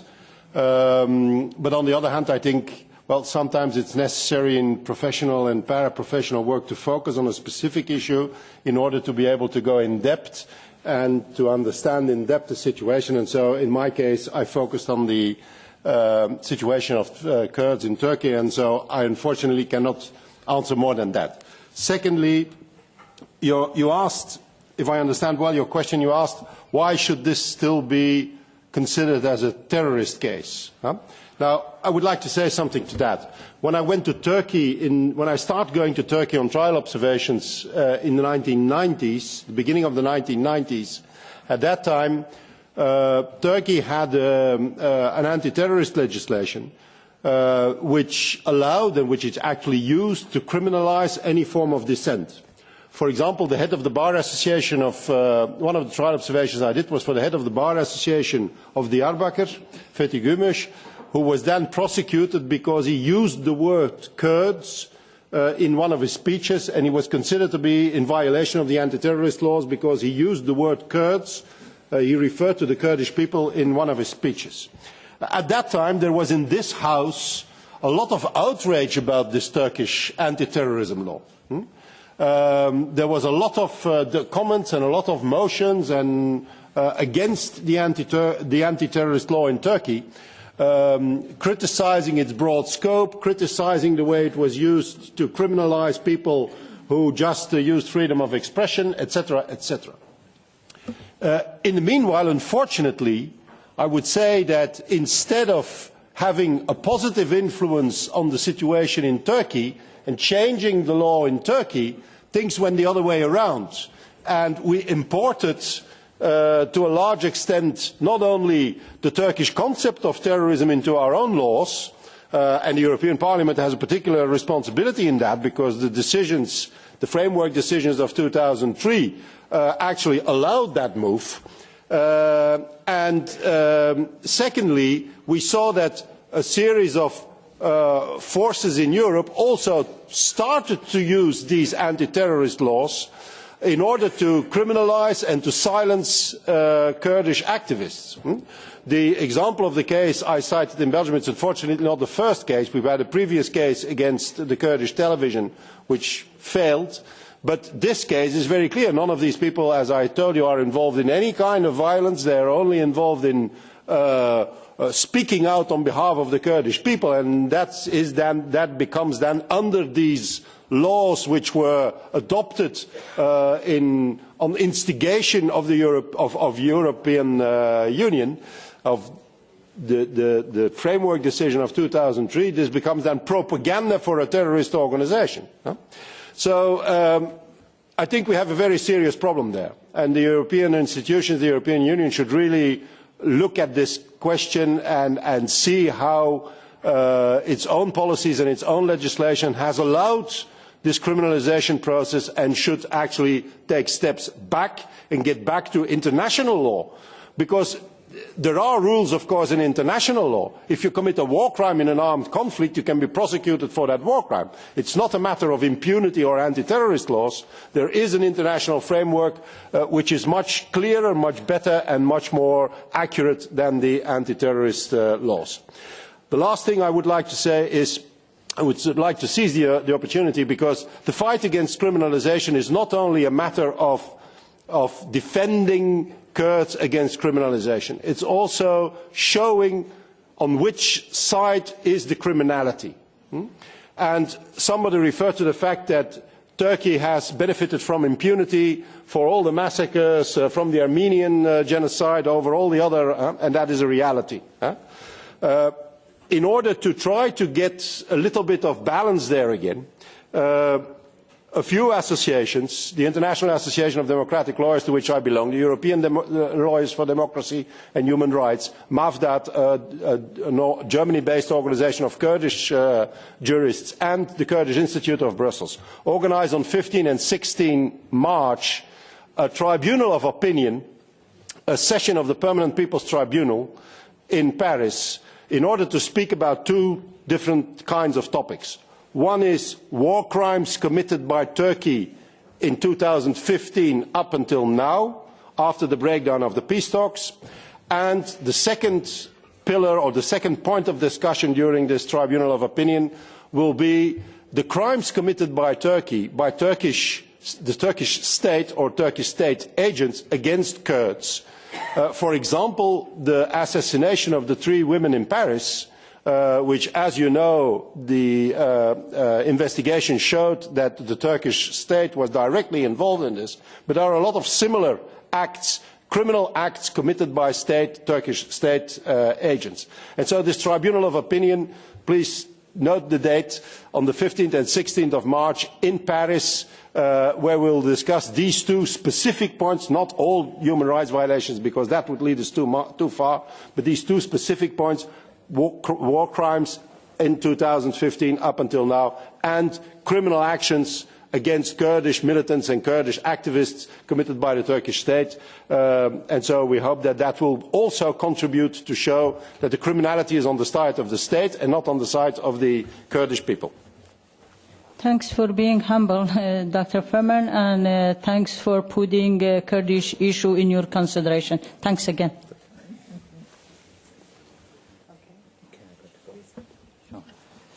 Okay, in order to respond to these questions, both are linked. One by the questionnaire levelled at me, the first one on transition and economic challenges, and the second one by the question on transitional justice. Now, in the context of our negotiated settlement was premised on the notion that there will be no victims targeted on the basis of revenge, because the idea was to find a peaceful negotiated settlement. But how do you do that when you've had over 4 decades, after 48, systematic arrest, arbitrary arrest, detention, torture, killings? Some of the remains of those who were killed in police detention are only recently being unearthed. And had we opted for a route of retributive justice, like at the ICTY, it probably would have taken us more than 500 years to meet all the cases that we'd have to go through. And similarly, like Rwanda, which is categorized as a genocide, is that what we want to live with? The country must move on and its people. But in order to do that, there needs to be something that the people on both sides can come to some understanding as a collective to move on. So the idea of employment equity, affirmative action, those pieces of legislation were wedged in to our legal system to ensure that we level the playing fields. Because how do you take 300 years of a community that has been in every way capacitated with help locally as well as from outside? The State of Israel, the Chilean government, the United States, Britain, a lot of individuals in Europe as well supported apartheid South Africa. And against that gigantic machinery with 6 nuclear warheads, what options did we have as a guerrilla movement? After the collapse of the Soviet Union, our largest backer, our backs were also against the wall. So we had to negotiate. And the National Party at the time was in a very strong position. Most of the negotiators were lawyers.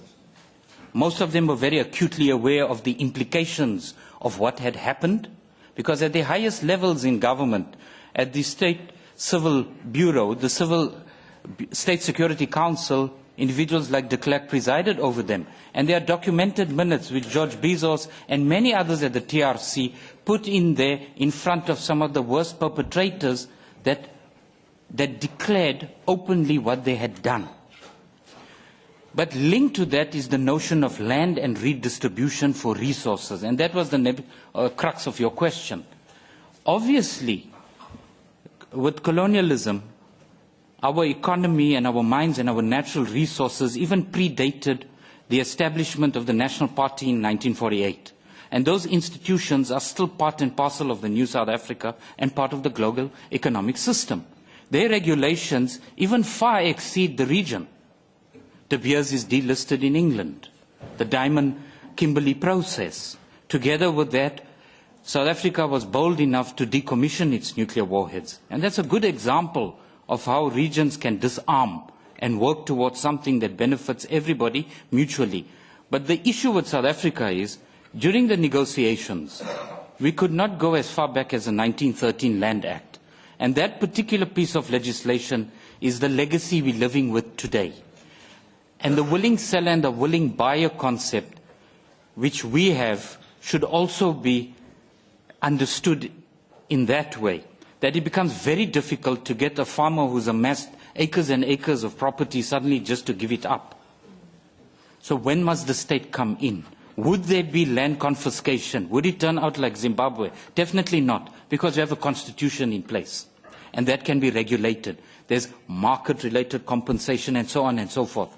But to take those comparisons and just put it on the Kurdish issue, I think would be foolhardy.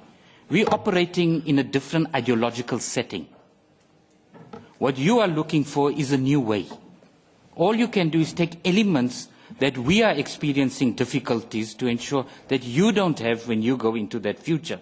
For example, what is the land ownership currently? How is it distributed?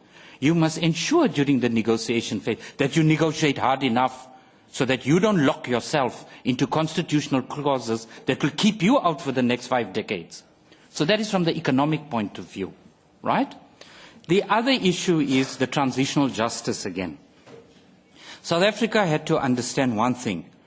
We did not want the United States involved in our processes, right? Even though they may be our largest trading partner today. It is very important that you also understand that. And you ensure that they stay out of those decision-making processes. Because it is very easy to get caught up in that dialectic, and then you realize you've been the architect of your own future subordination to other forces that are beyond your control. More importantly, South Africa, during the transitional justice phase, the TRC ensured that once victims and survivors came and explained to that commission what happened, how it happened, it was not only in that close fora, it was televised to the world. Most of you may have watched it, you may have, there are countless YouTube clips on it and so on. But what is important for us is individuals like Colonel Eugene de Kock, it was called Prime Evil, many other perpetrators, Captain Dirk Coetzee, people who killed 13-year-old children, shot them in the back and claimed that they killed themselves and so on. Those kinds of individuals are still walking free in South Africa. Why? Transitional justice was not a mechanism to punish. Now, in that, we have something to give you. Should you ever have something reconciliatory, you've got to have a sense of justice as an option as well, where the prosecutorial element must not be overlooked. And Rwanda has done that very well with the Gacaca process, balanced with a category of offences. In South Africa, we didn't opt for it at the time, simply because of the lengthy periods those trials would take. For example, General Magnus Malan, who was Chief of the Defence Force during apartheid, was taken to a normal court of law based on evidence. He was not convicted on any of the charges levelled against him, the Kwanda Budla massacres and many others. Another important figure in the apartheid machinery was Dr. Wouter Besson. He was in charge of the biological weapons. Part of Project Coast as well. Very intelligent individual, a cardiologist by profession. After 9/11, your CIA from the United States, where's Mr. Phillips? They were also there to interview him. The point here is, he, with 146 charges through a normal court process, was acquitted of every single one. So had we opted only for punishing those who were perceived or alleged perpetrators, we would have got less than what we have today. The other important part to that is that play around legal terminology. Those heinous crimes that took place were categorized as gross human rights violations. So when you have to understand how to deal with the atrocities of the past in your context, are you going to take war crimes, crimes against humanity, and suddenly call them something else because of convenience, or what? So the gross human rights violation implies that those previous leadership individuals from the National Party cannot be held accountable in other legal fora. So those are important lessons to learn. So the restorative justice as a whole played a function at the time. So while we were going through our negotiated process, you had the genocide in Rwanda, the genocide in Yugoslavia, Kosovo, Chechnya, and South Africa did not want to go those routes. But those compromises and so on have a consequence. Thank you. Thank you very much.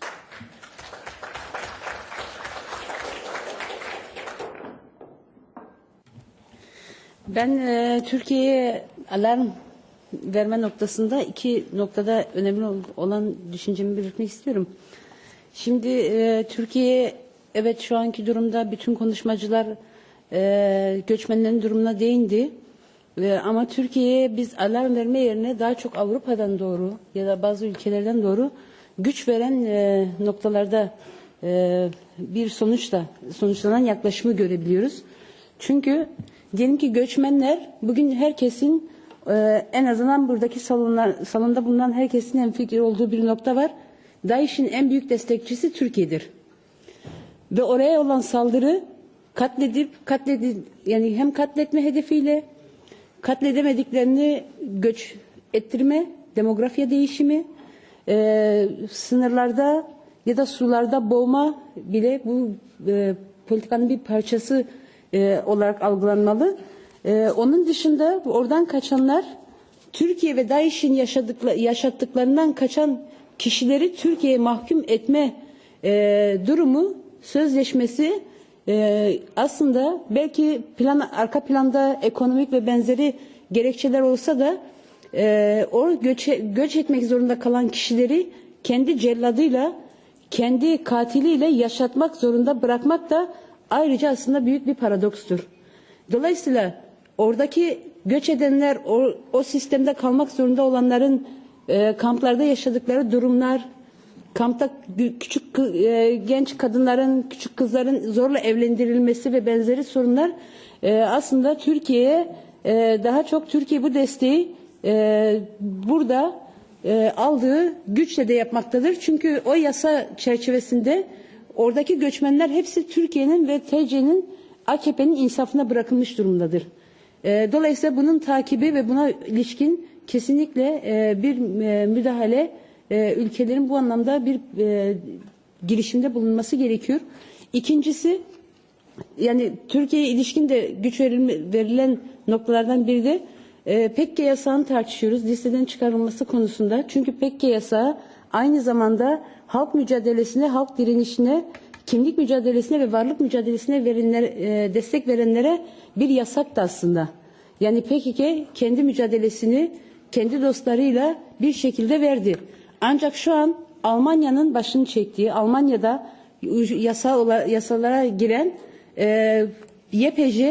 YPG bayraklarının, Sayın Öcalan'ın posterinin yasaklanması aslında bu Kürt halkına ya da diyelim ki YPG ve YPG'lilere Rojava'da yapılan devrime karşı destek sunan, o devrimden güç alan, o devrimin yaratacağı olan sistemden korkan ve bunu engellemek isteyen, destek sunacak olan çevrelere yönelik bir yasaktır.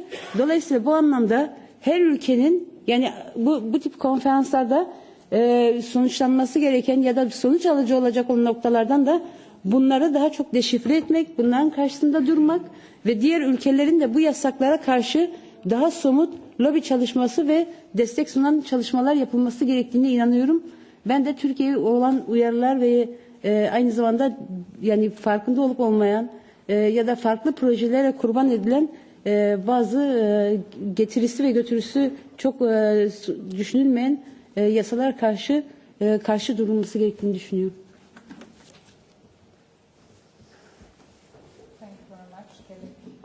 Spas. Simon, please. I think the two questions were very linked about international campaign effectively, and of course that is exactly what we're trying to do, coordinate more and be more effective. We have a meeting on this Saturday coming, the second one, was called Azadi Working Group about freedom for Erdogan. And there's people there from several different countries. There are a lot of activities already going on in Germany, France and other places. But there is a deficit, and that's what we're trying to address, about how to coordinate it more effectively. The key thing we need to bear in mind is the 2019 deadline that people are talking about. 2019 will be Abdullah Öcalan's 70th birthday, and it will also be the 20th anniversary of him being in prison. If we could try to create the momentum and build a proper international movement, and your colleagues from South Africa are really experienced in that as well, and any advice and any participation would be hugely welcomed. Within the trade union movement, there are the obvious unions that are more left that will tend to be, COSATU is a classic example, have always been great with Palestinian struggles and so on. I know it's a bit more complicated these days, but you're not alone in that respect. You know, and the French left unions, Belgium left unions, they will normally do it. Some of the other ones, and I'll be very blunt, there are unions, and I think particularly in Germany, who say we can't touch this, we've got too many Turkish members. I think sometimes that's used as an excuse for doing nothing rather than an attempt to have a proper debate around it. And we need to understand this. We should be able to get the left on board, which is why we've got the GUI group, the Socialists, the Greens and all the rest of it. We need to work at that to make sure everyone's on. But the key is this. Last year, if I remember rightly, there was a member of the Christian Democrat Party here talking about the example of Rojava.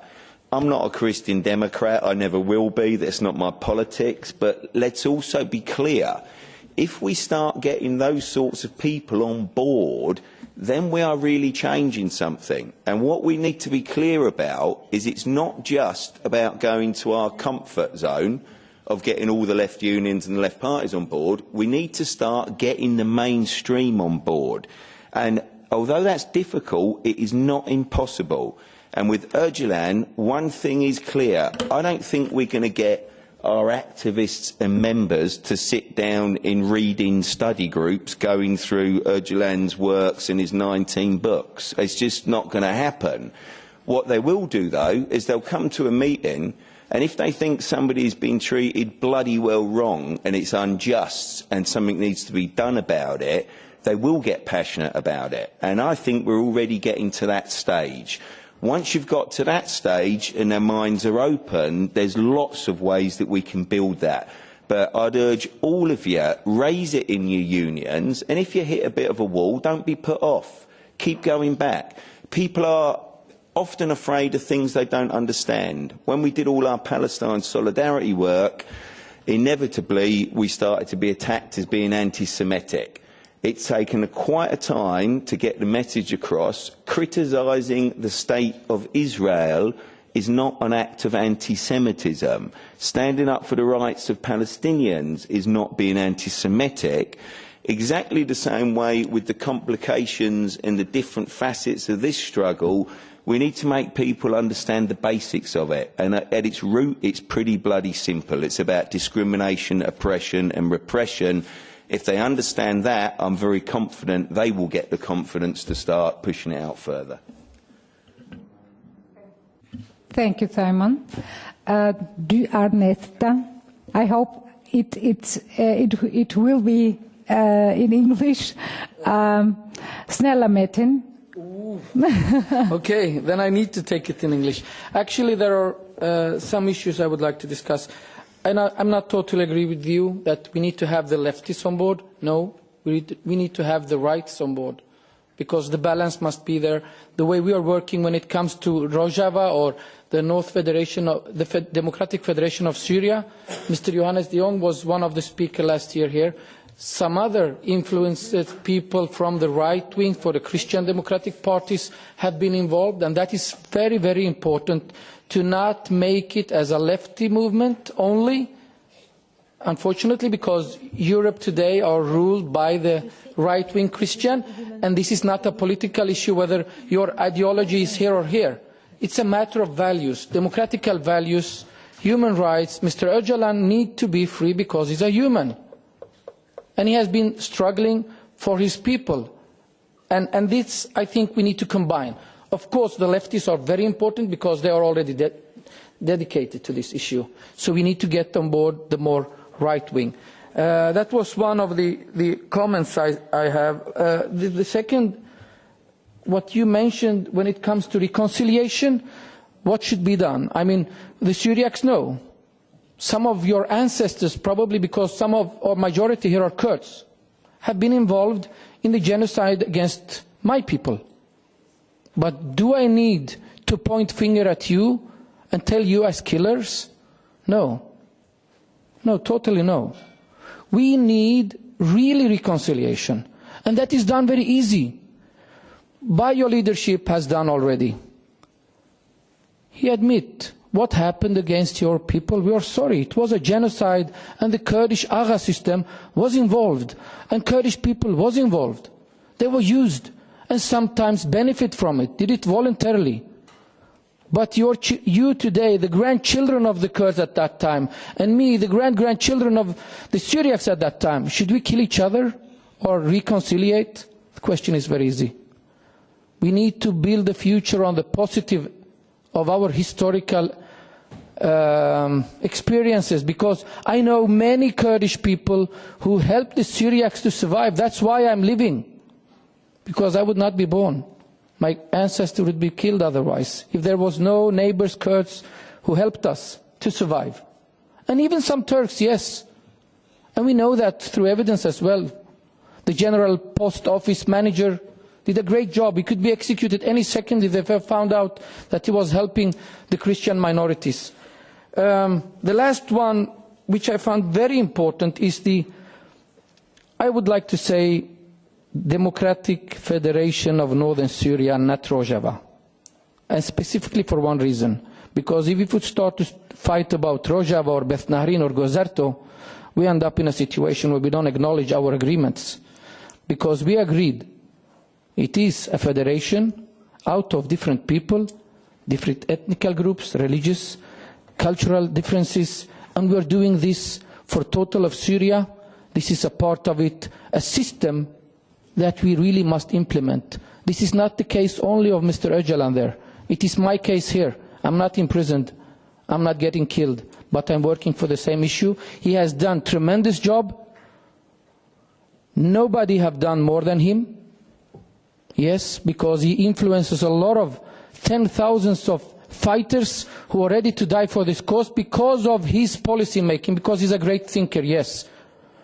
But we need to really come to a certain point that we acknowledge each other in this struggle to maintain peace, to maintain a possibility for our children in Syria or elsewhere to coexist, to not build their future on the bad, dark side of the experiences we have, but the highlights. When a Kurdish agha helped a Syriac family, when somebody really risked their life and helped somebody else, and that we know we have experience from each other, and probably or totally 100% confident that I can say my people probably killed your people as well when they had the chance 300 or 500 or 1,000 years ago or two, because that is a geographical area of oppressing. Unfortunately, what can we do about that? That is the question, not talking about this is the problem, what is the solution, and there we need to fight for it together, I think.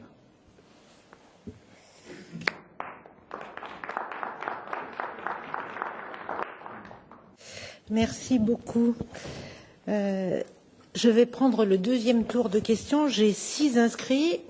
Alors, je précise Aden, Madame, Monsieur, alors ça fait 8 là. Monsieur, Madame là-bas au fond. Monsieur, ça fait 8 et j'arrête.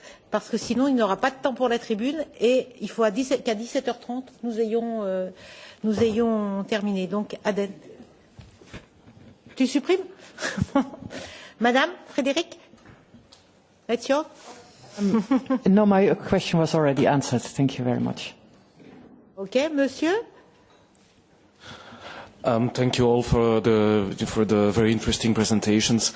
I have a small question for Mr. Dubbins, but in fact he already answered part of it, because I'm a trade unionist myself, and so I'm very interested by what's going on at the British level at the level of the British trade unions, which support mostly, the biggest trade unions, the Freedom for Öcalan campaign. Because on a Belgian level, it seems to me that it's, you probably ask yourself the same question, but it seems to me that it's almost impossible to get the certain Belgian trade unions to support the campaign. I don't know why, but in Belgium there is always this specter of nationalism, but I suppose you have the same problems or situation on the level of Great Britain. But how did you manage to get this done in the British on the level of the British trade unions? For some reason, it seems to me that it's more easy to get some position to get Belgian trade unions to get positions on a Palestinian case, but Kurdish case is a bit more touchy.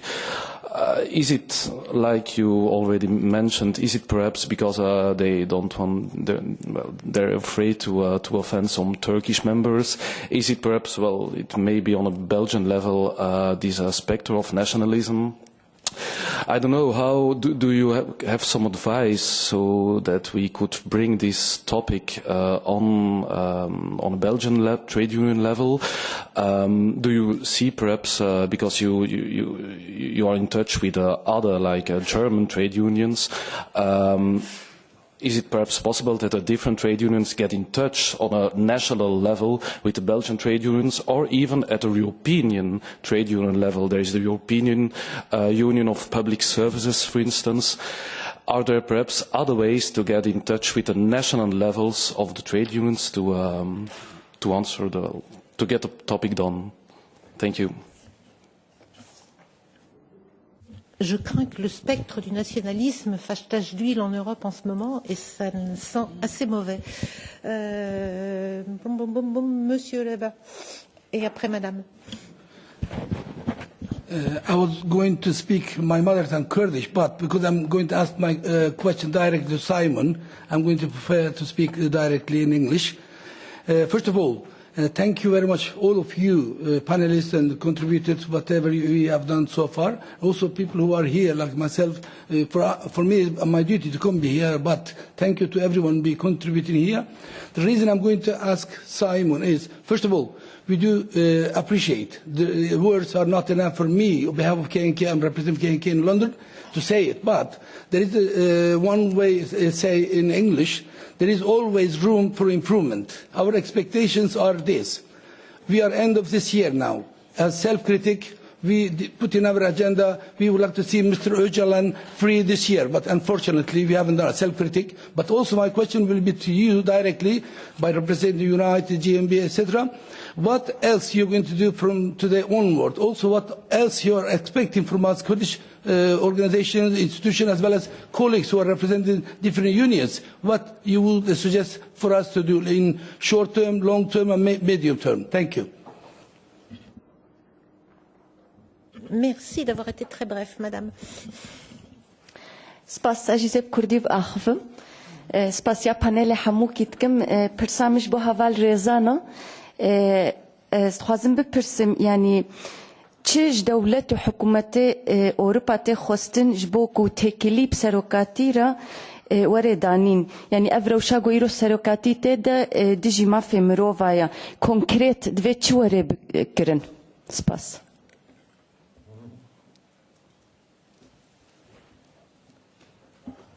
Magnifiquement synthétique. Monsieur. Thank you. Yes, obviously I was the guy speaking there last year for the Christian Democrats.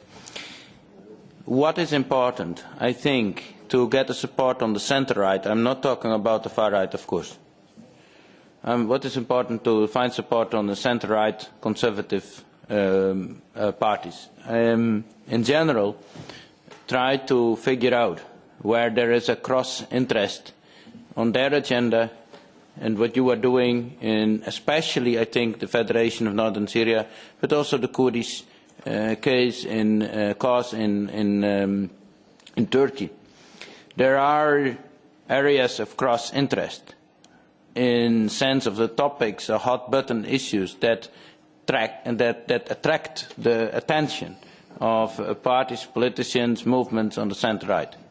And these are especially freedom of religion, the war against Islamic extremism, and in general implementing equality and freedom. You're right. You cannot expect the center-right to fall in line with the ideology of Öcalan. But they do, no. Although I think there are more similarities than they would be surprised, right? This is true. But anyway, there is a number of fields that should be identified and should be acted upon strategically. This is what we have done as Salux, which I represent, part of the European Christian political movement. And I think what Metin said, Hauro, you're absolutely right.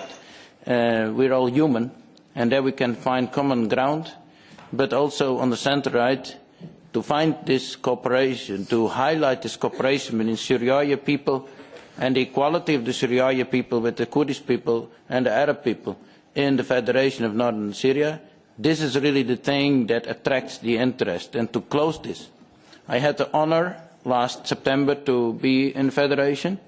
We went together to Raqqa. We went to our Harona there. We went to Kobani. And we went there to the Kurdish church in Kobani. And what I've seen is since then that we have these little clips of what we have seen there. And this attracted the interest of politicians here in the European Parliament, looking that there is freedom of religion from people who were Muslim, became Christian, and they can have a congregation there in all freedom and openness, and nobody is harassing them or whatever. These are the things that attract their interest and can lead them to support a greater cause of freedom. Merci beaucoup. Je voudrais préciser qu'au Parlement européen, nous avons l'habitude, alors même si les groupes de gauche peuvent être en pointe, je dirais, nous avons l'habitude de travailler avec des parlementaires qui appartiennent quasiment à tous les groupes politiques. Ça n'est pas un problème, bien au contraire. Je pense que la question kurde doit effectivement être travaillée de cette façon, avec un prisme auquel il faut que nous fassions attention, parce que dans une partie de l'hémicycle du Parlement européen, il y a un certain nombre de gens qui sont anti-turcs uniquement parce qu'ils sont anti-musulmans, si je peux le faire en ramasser de cette façon-là, et que c'est une question à laquelle nous devons tout particulièrement faire attention, parce que ça n'est pas sain, y compris par rapport à la question de l'adhésion de la Turquie à l'Union européenne, où on a toujours ce prisme en permanence. J'en étais, Monsieur Steele. I had some questions for Mr. Rezan Sarica. You mentioned particularly the Committee for the Prevention of Torture, Prohibition of Torture, CPT. Can you tell us exactly when was the last time the CPT saw Öcalan? Did they see the conditions in which he's living? Is there a further CPT visit planned? And has anything leaked out or come out officially on what they actually found when they went there? Thank you.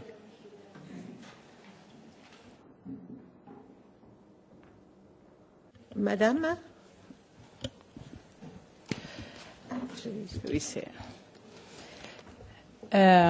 Jag heter Salima och representerar Vänsterpartiet i Sverige. Jag vill tacka er alla deltagare och framför allt ni som bidrar med er debatt och föreläsning och anförande. Det här är första gången för mig delta i sådan konferens och jag hoppas inte blir sista gången heller. Min fråga är till er alla och speciellt till Metin Rhawi. Under förmiddag det pratades mycket om övergrepp som begår mot människor i Mellanöstern, i synnerhet kurderna, under flera decennier.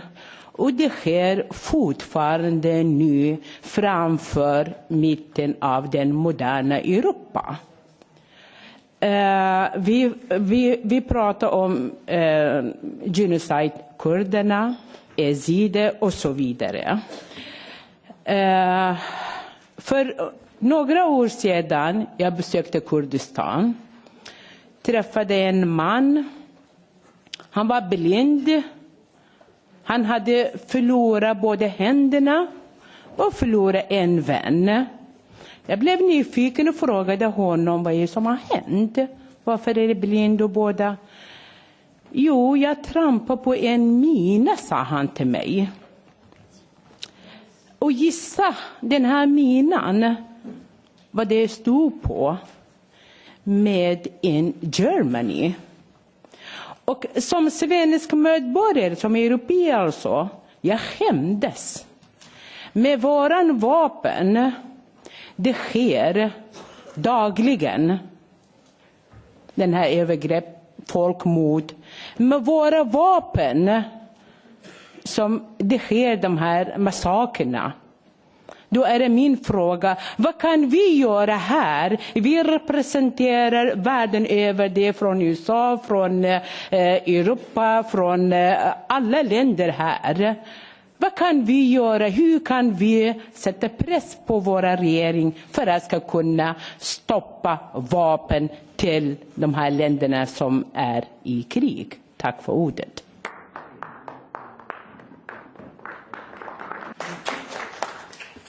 Merci beaucoup. Ça fait partie des sujets sur lesquels nous essayons de nous battre, notamment parce que les Européens sont parmi les plus grands marchands d'armes.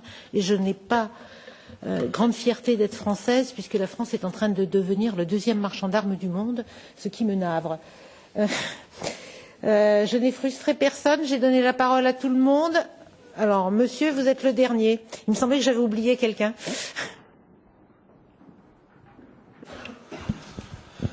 Öncelikle böyle bir konferansta düzenleyenlere emeği geçen hepsine teşekkür ediyorum. Ben Avrupa Demokratik Kürt Toplum Kongresi eş başkanıyım. Konferansta en çok tartışılan hem Kürt sorunun çözümü hem de Orta Doğu'nun demokratikleşmesi için Kürt halk önderi Başkan Apo'nun özgürlüğü herkes dile getirdi. Biz kongre olarak yıl başından itibaren Başkan Apo'nun özgürlüğü için eylemlerimizi en son Strasbourg'da Türk devletinin veya Türk medyasına çıkan Sayın Öcalan'ın sağlık durumuna ilişkin, yaşamına ilişkin haberden sonra 43 gündür Avrupa Konseyi'nde ve SPİT'in önünde oturma eylemi yapıyoruz. Ve her defasında görüştüğümüz ilgililer hep bizi oyalamaya çalışıyorlar. Bütün demokratik yöntemleri tüm Avrupa ülkelerinde Kürtler uyguluyor. İşte cumartesi günü 10 Aralık İnsan Hakları Günü vesilesiyle tüm Avrupa ülkelerinde yine Kürt halk önderinin özgürlüğü için eylemlerde olacağız. Bütün bunlara rağmen muhatabımız olan konsey ve SPİT bir tek ses vermiyor. Kürtler başka ne yapsınlar?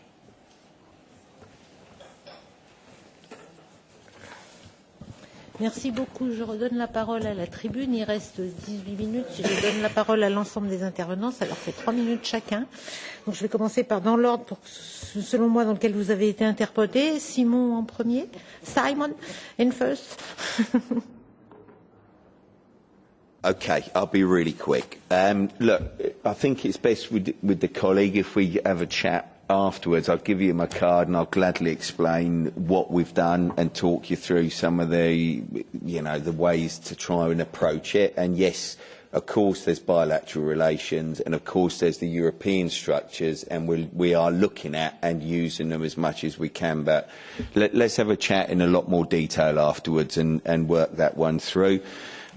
Concrete stuff, yeah, there's a lot of different things.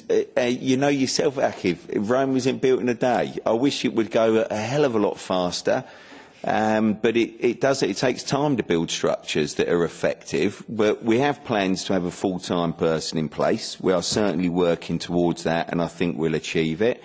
We have a speaking tour planned. We are raising it within the European federations. It's becoming a standard item. We had I reckon there was a couple of hundred at the Labour Party fringe meetings. That is becoming a standard thing now. Who knows? We may have a Labour government with a bit of luck before long. That could change attitudes and the whole debate quite dramatically in the UK. But yeah, we've got plenty of steps in mind. It's turning them into concrete actions that tends to take longer. But I'm confident, really confident, that we can carry on building it up and get the critical momentum. And I've just finished with one comment. I didn't realise the colleague was in the room here, so I'm glad I didn't say anything too bad about the Christian Democrats. But what is really important, it is vitally important that people like yourself who have been there, seen it on the ground, you've got a more difficult job in a lot of ways with the political family that you're coming from, and I really do think it's tremendous if you are trying to put the case for it, make people understand the importance of it, and just on a human and political level as well, engage 100% if you can for the Freedom for Öcalan campaign, because that is the kind of crystallisation point of a lot of these things. Merci beaucoup. C'est moi qui donne la parole. Merci beaucoup. Okay. I would start to be provocative. This is not issue of Kurd or Kurdistan. Because if you put it that low, this movement, what Öcalan is trying to do, and have tried for many years, will not succeed. We saw it in Kurdistan. They got to referendum. They won. Majority. What happened?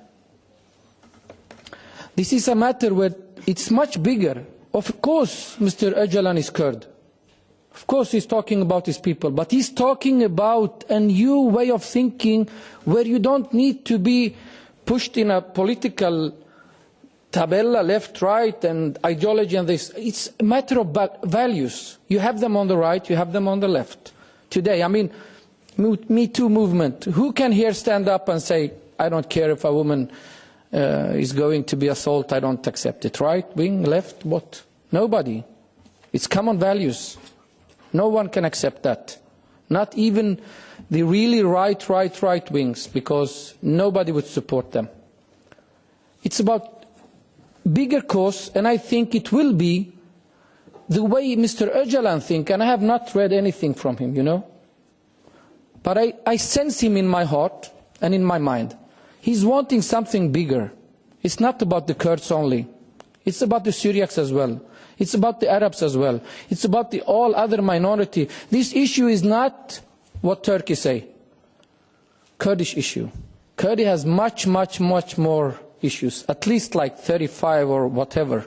Minorities living there. Nobody is allowed to get his name used. My name is baptized Metin. No, Matai. But it becomes Metin because it's easier to be Turk. My surname was changed. Yes, of course. Why not? It was Akbash. They denied me my heritage in Turkey. And this is what Mr. Öcalan was speaking. And I think in these terms we can make the issue much bigger. But of course, dedicated work to free Mr. Öcalan, that's something else. And we should all support that because he has been a great fighter, okay, in many sense. With his pen, with his words, with his approach to people, he has done enormously job. And the last thing, I don't know if I have time, really last comment, what can we do? When it comes to weapon in Europe, and I tried to be in a position, I went to a specific parliament in Europe, I would not say the name. They told me, you are not in Washington. And they named the country. No, the weapon was used. Yes, against the Yazidis, yes, and they were German, yes. Yes, but actually it's about trade. Trade unions maybe can play a greater role there to stop that kind of trade, I don't know. But this issue is really important that Europe must take responsibility. Because Europe and its allies, like United States, of course, they have created, they are the firemen who can stop this fire in the Middle East because they started it.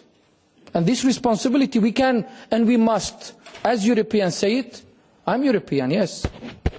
I'm born in Turkey. Merci beaucoup. Monsieur Rhawi?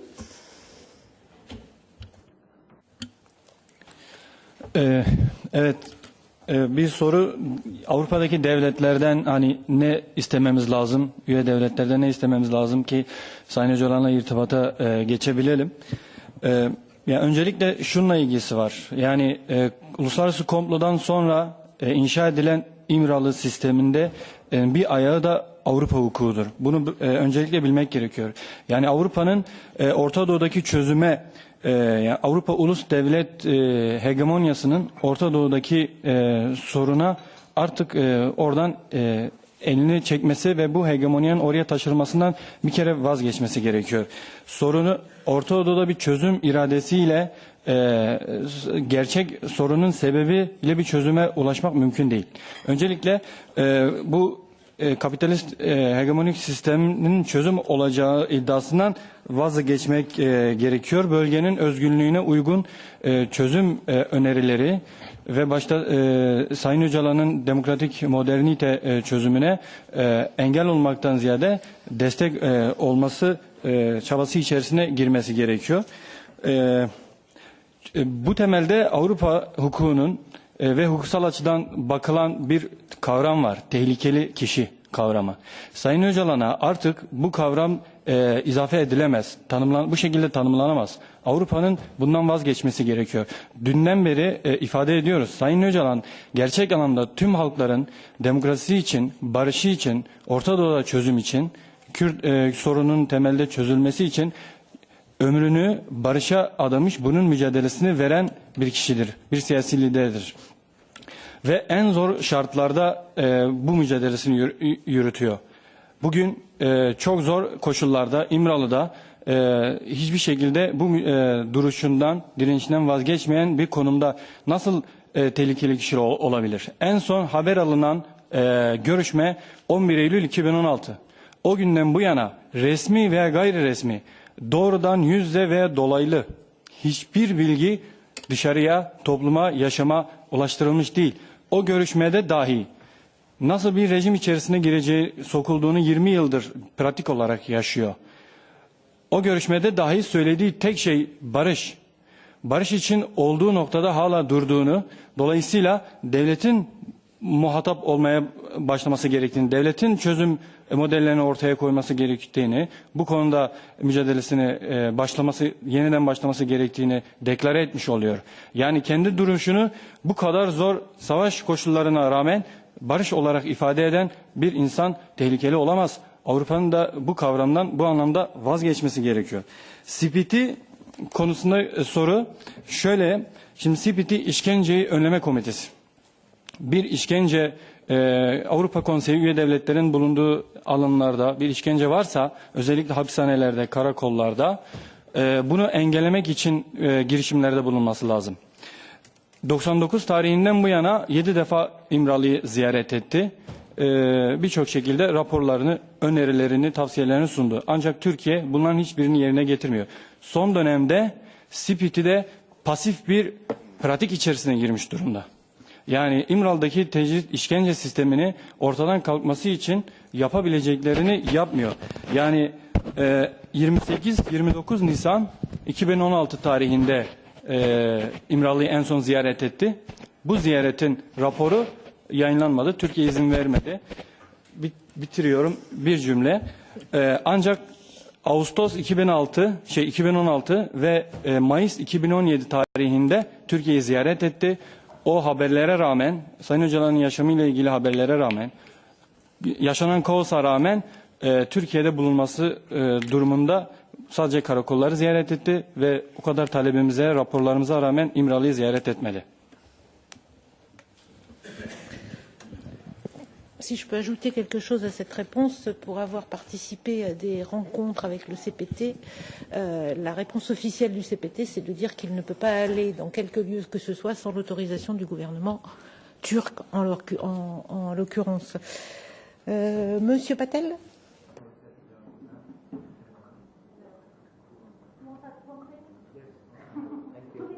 Sure. Thank you. 2 minutes. It's reduced now. I'll try my best. Okay. In general, just to conclude, what is important is our common shared humanity comes first.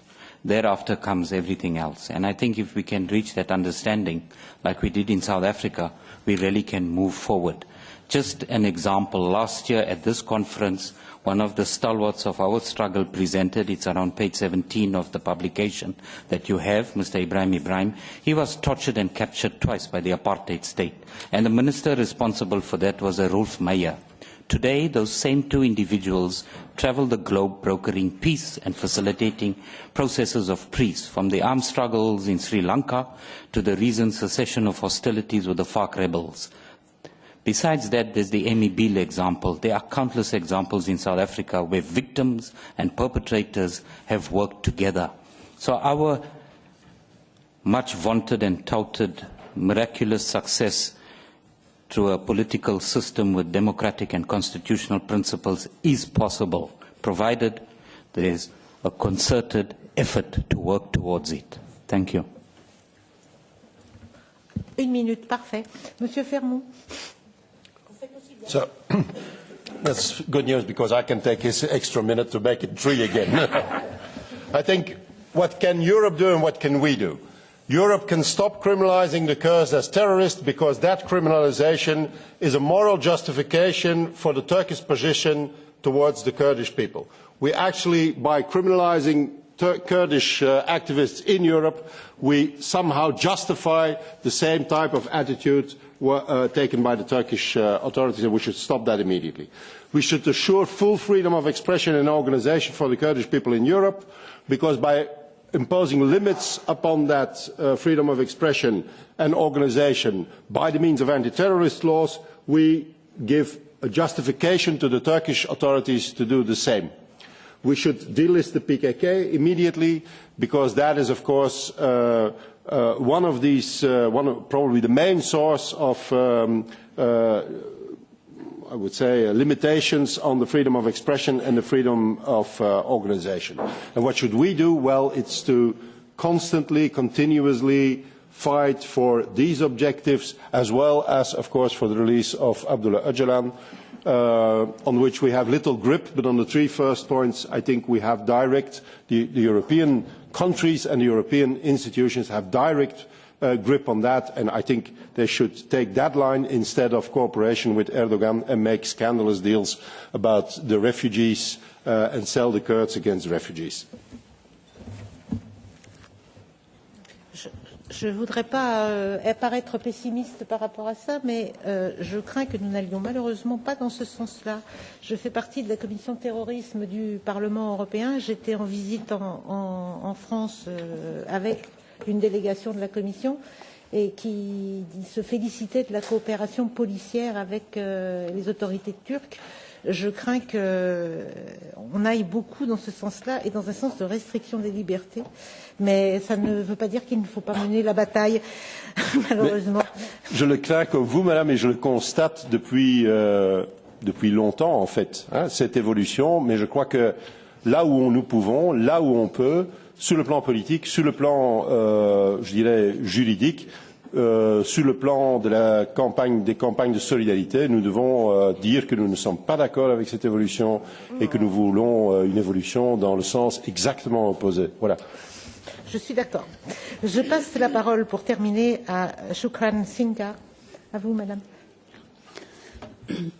Evet, aslında daha önce de belirtilmişti. Demokratik konfederalizm tek ulus, tek devlet, tek dinden ziyade çok dilli, çok renkli, çok inançlı bir sistem ve bu sistem aynı şekilde kadınların da çok dilli, çok inançlı, çok renkli bir sistemini kurarak hem kendi sistemini oluşturacak, kendi örgütlemesini geliştirecek ama aynı zamanda genel sistem içerisinde, genel konfederalizm içerisinde de %50 en az öncülüğünü yürütecek, değişim ve dönüşümünü sağlayacak. Dolayısıyla bu anlamda Sayın Öcalan'ın sunduğu jinoloji felsefesi, jin kadındır, jiyan da yaşamdan gelen bir cümle. Bu anlamda sosyal bilime alternatif, içerisine felsefeyi de alan ama aynı zamanda sadece geçmişi, tarihi, verili üzerinden değil, inceleyen, araştıran, alternatifini oluşturan ve geleceği de jinoloji üzerinden yaşamsallaştıran ve örgütleyen bir sistemdir. Dolayısıyla bu anlamda sadece Kürt kadınlarına değil, bütün halkların kadınlarına, Orta Doğu kadınlarına ve dünya kadınlarına da özgürlüğü hedefliyor. Çünkü jinoloji ya da Kürt kadın hareketi tarihten günümüze feminist hareketlerin dünyanın neresinde olursa olsun her kadının verdiği mücadeleyi kendi mirası olarak sayar ve bunun üzerinden kendisini geliştirmeyi ilkesel olarak görür. Avrupa ülkelerinde de yapılabilecek çok şeyler var. Ekonomik çıkarlar uğruna halklar, ekonomik çıkarlar uğruna kadınlar katledilmemesi için herkesin kendi cephesinde bunu protesto edebilecek, bunun öncülüğünü yapabilecek gücü var ve bunu da başarabiliriz diyorum. Vielen Dank nochmals. Wir sind sehr gut in der Zeit, weil um 17:30 Uhr beginnt das nächste Panel. Ich will nochmals im Namen meiner Kollegen mich bei allen herzlich bedanken für eure wertvollen Beiträge. Taksimüke, Gelexpas, Teşekkür ederim. Merci beaucoup pour toi modération aussi.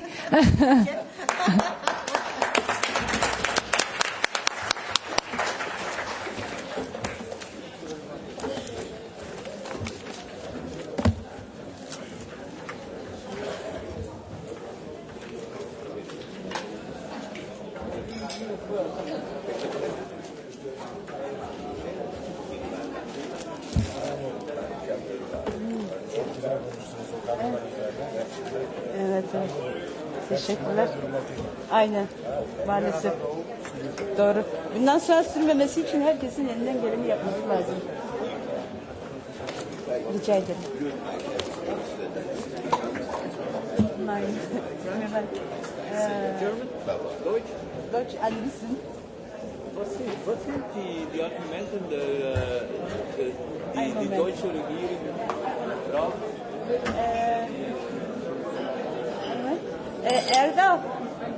Erdal.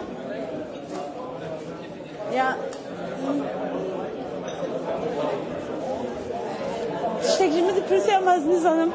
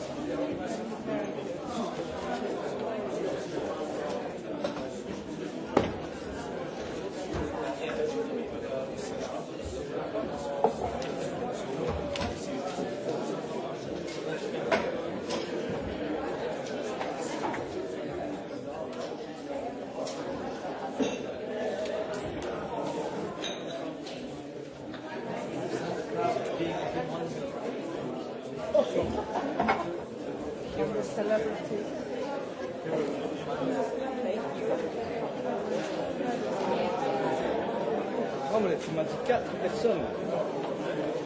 C'est pas cette bouteille. C'est pas cette bouteille. Celle-là, elle a été utilisée, celle-là. C'est pas assez.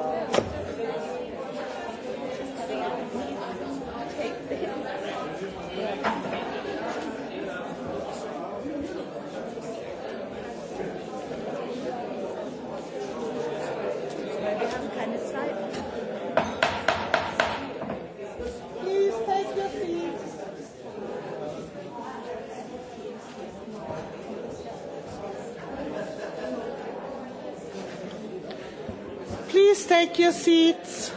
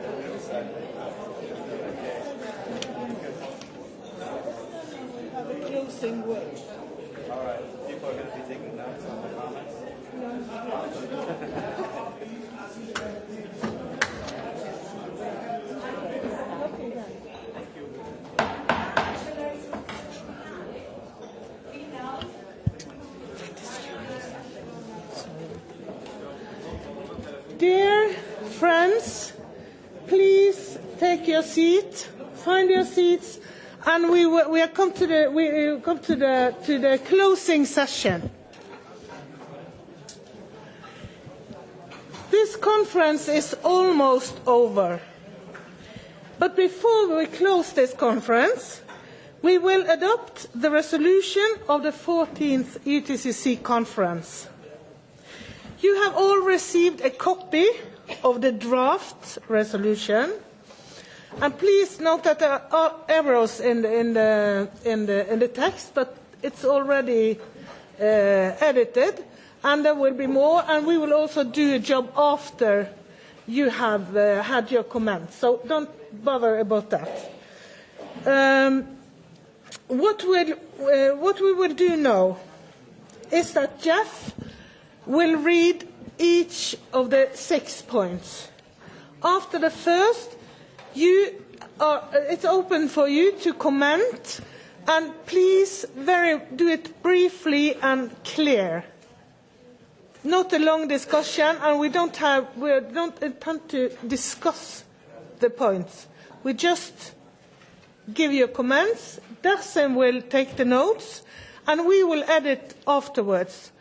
And not all comments will be included. That's up to the board to decide afterwards. But that we can agree on the main points here today would be great.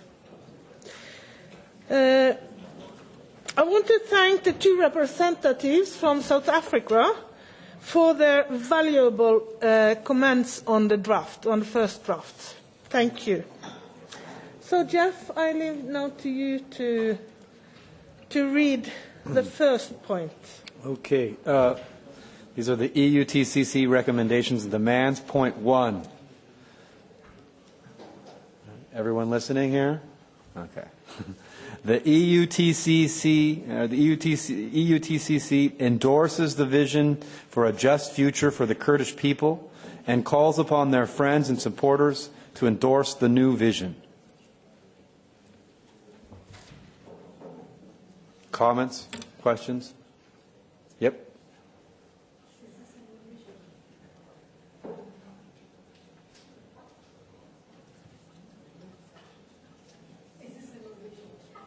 Is this the new vision?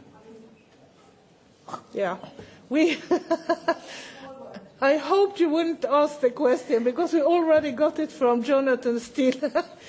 We have to make this point clearer, but we were supposed to, let's say, follow the conference, the title, which is Kurdish Vision and Strategies. So what has been discussed here at the conference, we will try to make that clear in that first point.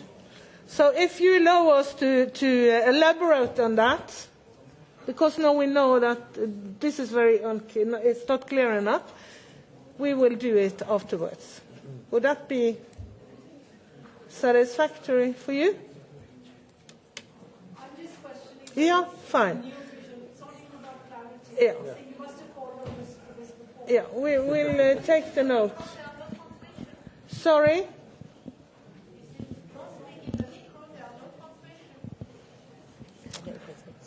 Oh, now it's working. Okay, now it's working. Okay. Shall I repeat it? Sure, if you want to repeat it. Shall I repeat it? My mic is now working. Shall I just repeat my question? Yeah. I was just asking whether it was really a new vision, because I'm sure you would have called for that before. Yeah. That's all. Okay. Small point. Yeah, it's noted. Christine, did you have a comment? Okay. Then we go to the next. Point 2. Can I just make a comment? Yeah. Yes. Okay.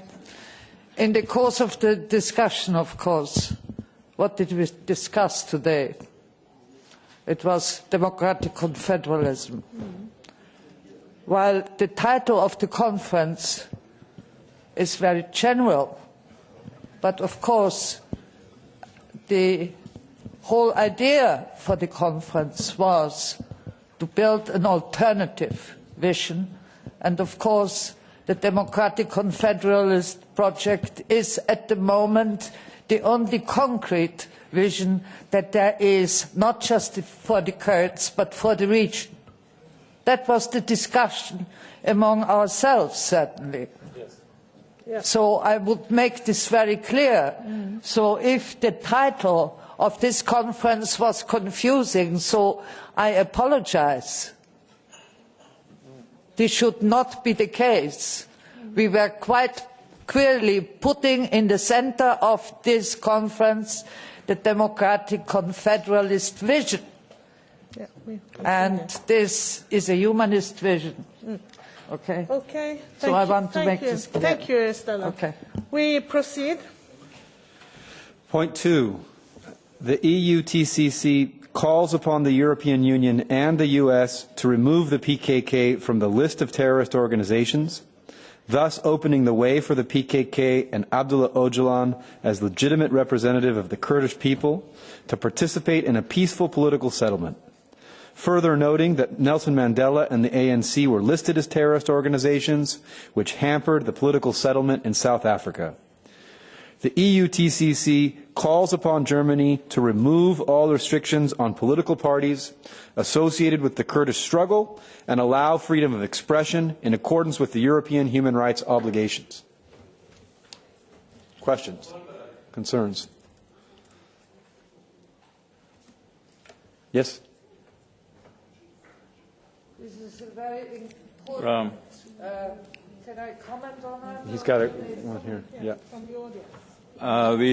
We have heard that. I mean, it's not only about political parties, but also political symbols which are used in Kurdistan and northern Syria and so on.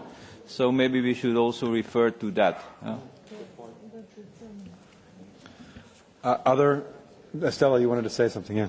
Yeah, I think it should also mention European Union, the US, but please, one point to remember, one of the central governments in Europe who actually implemented the worst terrorism law in Europe was the British government in 2000. And we must not forget, it is not just Germany, it is the whole of Europe, and the terrorism legislation was coordinated since then, 2000. We built a campaign in 2000 in the UK that lasted until now. It is the campaign against criminalising communities, which has very much contributed in the discussion with the trade unions and others in the UK, and particularly other communities, because of course we are not just talking about the PKK, but because we are talking about other communities, Muslim and others, who have been affected by this legislation. And the Kurdish movement has taken a leading role in this campaign since 2000. Thank you, this is another very important point. Thank you. We need to proceed because of the time. Yes. Yeah? Okay. I'm not sure whether Mahmoud Patel is here because he could help us out, but my memory is that the ANC and Nelson Mandela were not listed as terrorist organizations. I think Mrs. Thatcher and Ronald Reagan on occasions called Nelson Mandela a terrorist, but I don't think the organization or he were actually listed formally in the same way the PKK is listed. So on a point of accuracy, I think we need to be sure of what we're talking about. Mr. Patel, would you like to clarify on that point? When Nelson Mandela visited the United States under the Bush administration, George Bush had to be reminded that President Mandela...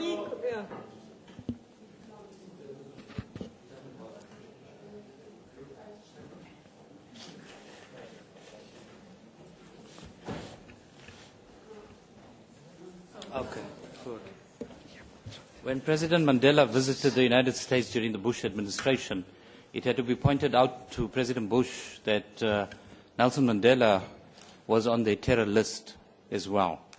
And up until 2009, when a former minister in our government, Mr. Tokyo Sekwale, visited the United States, he also was subjected to a security clearance because the state administration had not yet cleared up that he is no more a member of a terrorist organization.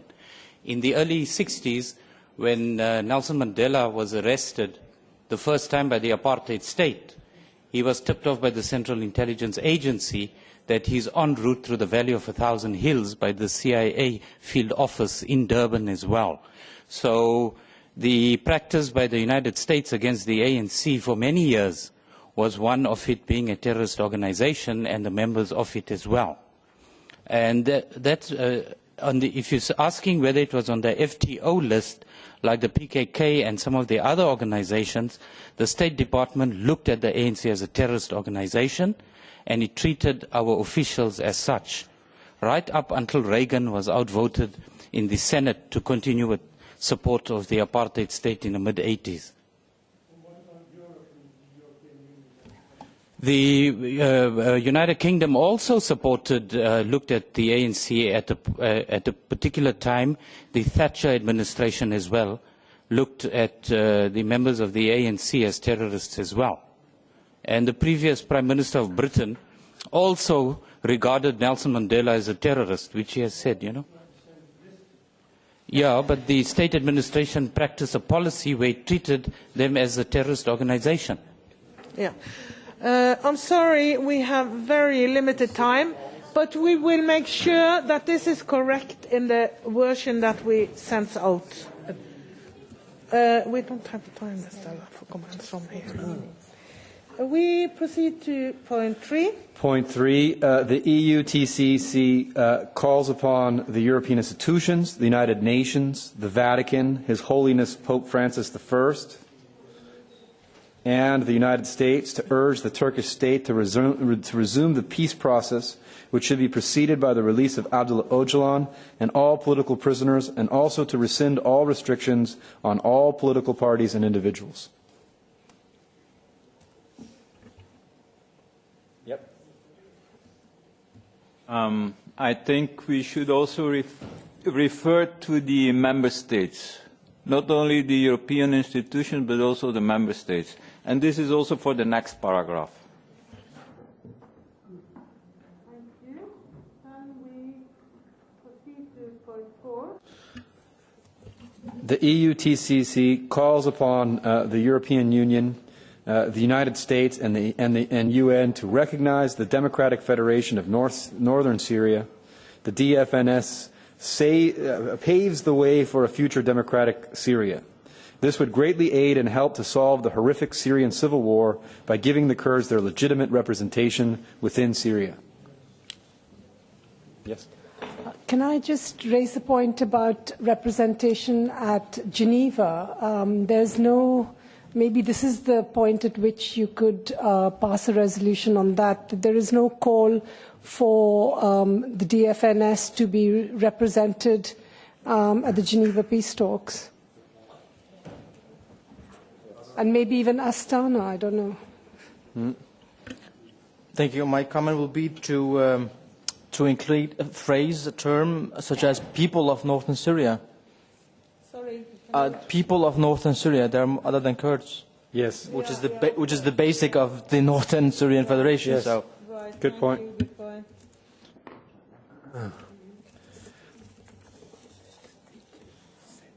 Number 5. The EUTCC calls upon Turkey to immediately release democratically elected HDP politicians and end its assault against freedom of the press and academic freedom. This would allow the HDP politicians, including the co-chairs Selahattin Demirtas and Figen Yüksekdag, to resume their responsibilities as democratically elected representatives.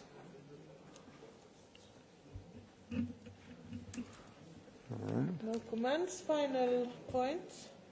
Number 6, the EUTCC commends the progress in the Kurdish women's struggle for gender equality and strongly supports its continuation.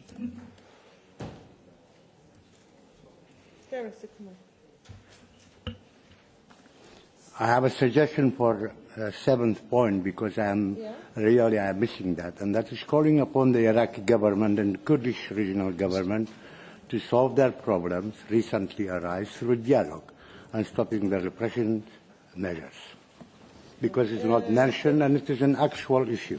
Yeah, this was very unclear. Can you just Repeat? write a sentence and give it to us? Okay, writing. Yeah, you write Okay, thank you. I will do. I will. So we will consider. Yeah. Two more. Donald. Either way. Either way. Either way. I just wanted to, I don't know if I'm out of order here, but Nelson Mandela was on the watch list. U.S. For the U.S. watch list, it's clear. Okay. 2008. Okay. You know, and they're discussing it in the Washington Post, why Nelson Mandela was on the terrorism watch list in 2008. So we do have verification of that fact. All right. Just wanted to add that. Yes. Yes, I'm sorry, I'm also a little bit out of order, I think, but in point 4, the request for recognition of the Democratic Federation of Northern Syria, I would like to know what that exactly means, because the recognition as what? Recognition as a spokespartner, recognition as a state entity, recognition as a... So, I think under... I have a suggestion for reformulation. But that is a problem. That's precisely the problem, because I know that the position of the Federation is precisely that they don't want recognition as a state, as a separate state.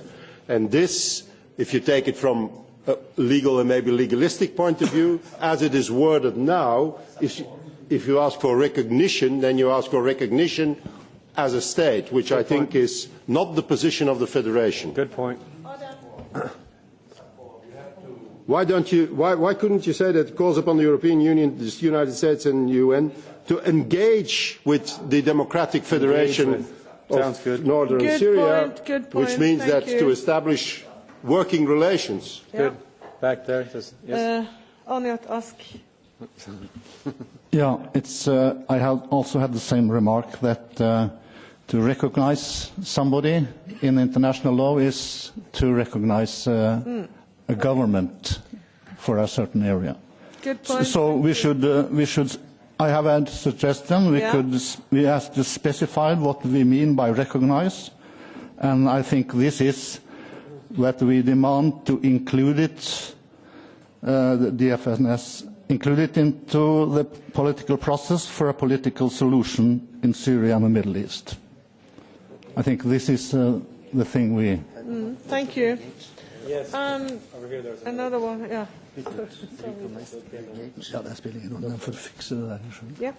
I would propose to recognize it as a legitimate actor in the armed conflict in Syria. Can you repeat what?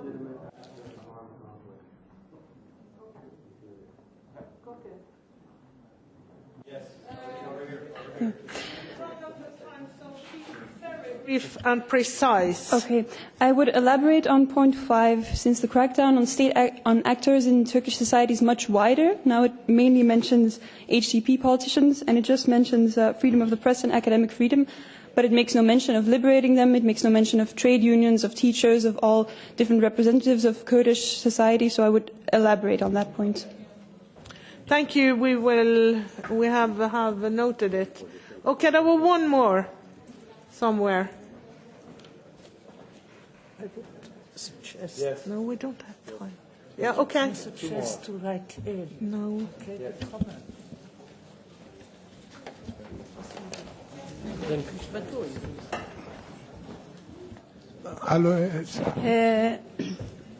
Yani en altıncı maddede toplumsal cinsiyet mücadelesi ve Kürt kadınlarının mücadelesini destekleme bölümü geçiyor.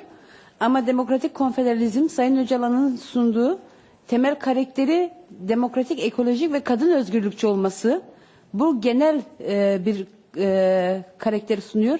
Dolayısıyla onunla tamamlanırsa daha iyi olur diye düşünüyorum.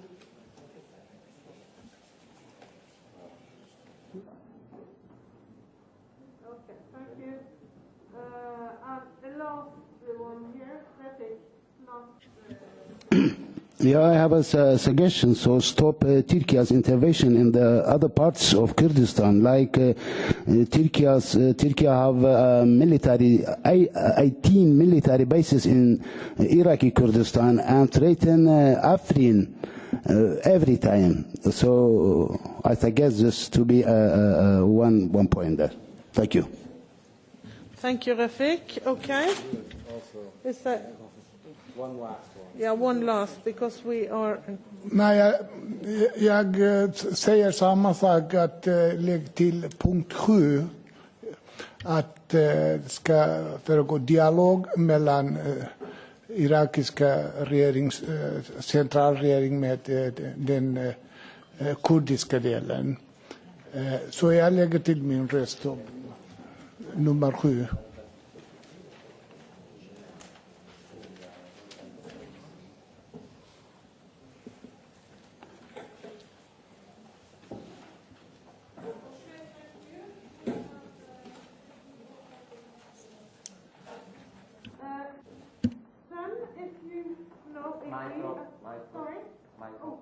I'm sorry. If you all agree, the final resolution of the 14th EUTCC conference has been adopted. It will be distributed to you and the press in short time. We need some time to edit.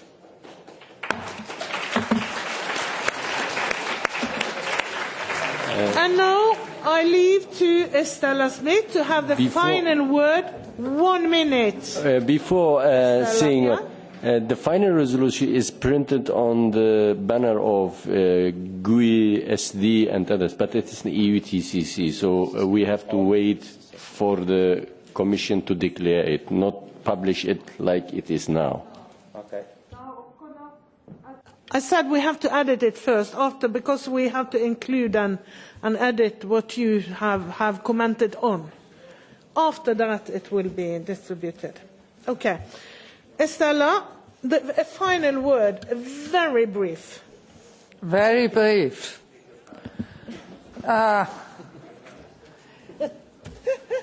It is a very important stage of world politics. I think this is a moment where we cannot hesitate to be constructive, positive about the struggles of the peoples that are really going on. And we have to bring this issue, this political issue, in this parliament. That's why we are here. Otherwise we could go home and could actually struggle on the streets with the trade unions, with the women in the different organisations, both in the UK and in Europe generally.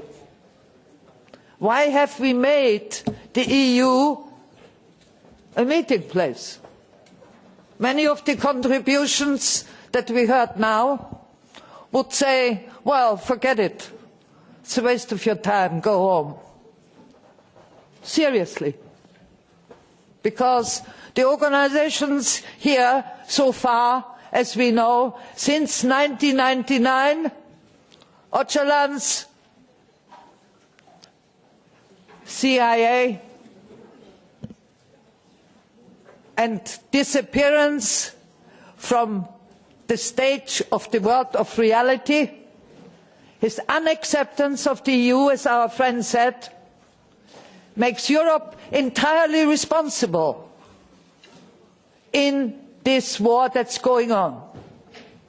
It is not just the war that they support in the Middle East, it is the war against peoples like the Kurds in the Middle East, which they have made a symbol here of Öcalan and the Kurds.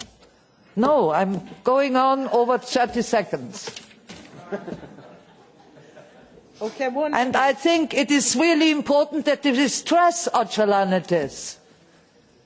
Because I'm a woman, I have over years also fought patriarchy. In my own family, in the state, in my own profession, etc. But Öcalan has given the ideas of freedom for the women first of all.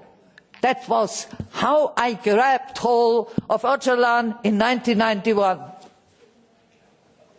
I visited Öcalan in 1991, and it was the women who persuaded me that he had something to say, as a man. So this is a moment where we cannot, sort of divert the attention onto institutions who have not helped over the years to do this. It's not a new thing, the struggle of the Kurds against the terrorism list. It's the word on terror. Terrorism is today a method. Not just the Turkish state is doing that with the Kurds, but all over Europe. We have to actually analyze what governments are doing as state terrorism. And there are campaigns in Europe and elsewhere where we have to say that terrorism does exist. We have to bring this also in here. There are no compromises that we can make on this issue. And we must not do it. And our MEPs must be forced to raise these questions in the Parliament. It is not time to be friendly and to have words. And I beg you all to take this really serious, whoever you are and what NGOs you work in. No friendly discussions here. We have to be polite, yes, and we are still polite. Thank you very much for giving us the space. Stefano. Thank you, Estella. No, I'm not finished yet. Estella, you always said, oh, they're talking so long. Anyway, I'm not talking long. I'm just saying it is democratic confederalism, it is Öcalan, it is the women, and all along the women, we proceed on this project. And we proceed with asking and demanding the PKK be delisted, but not just the PKK. All other peoples in struggle of the conflict have to be delisted. We have 72 organisations on the list in the UK. It is shameful. And we cannot take one single issue out. We must have a common struggle for a common human project which set the scene in Rojava in the Democratic Federation.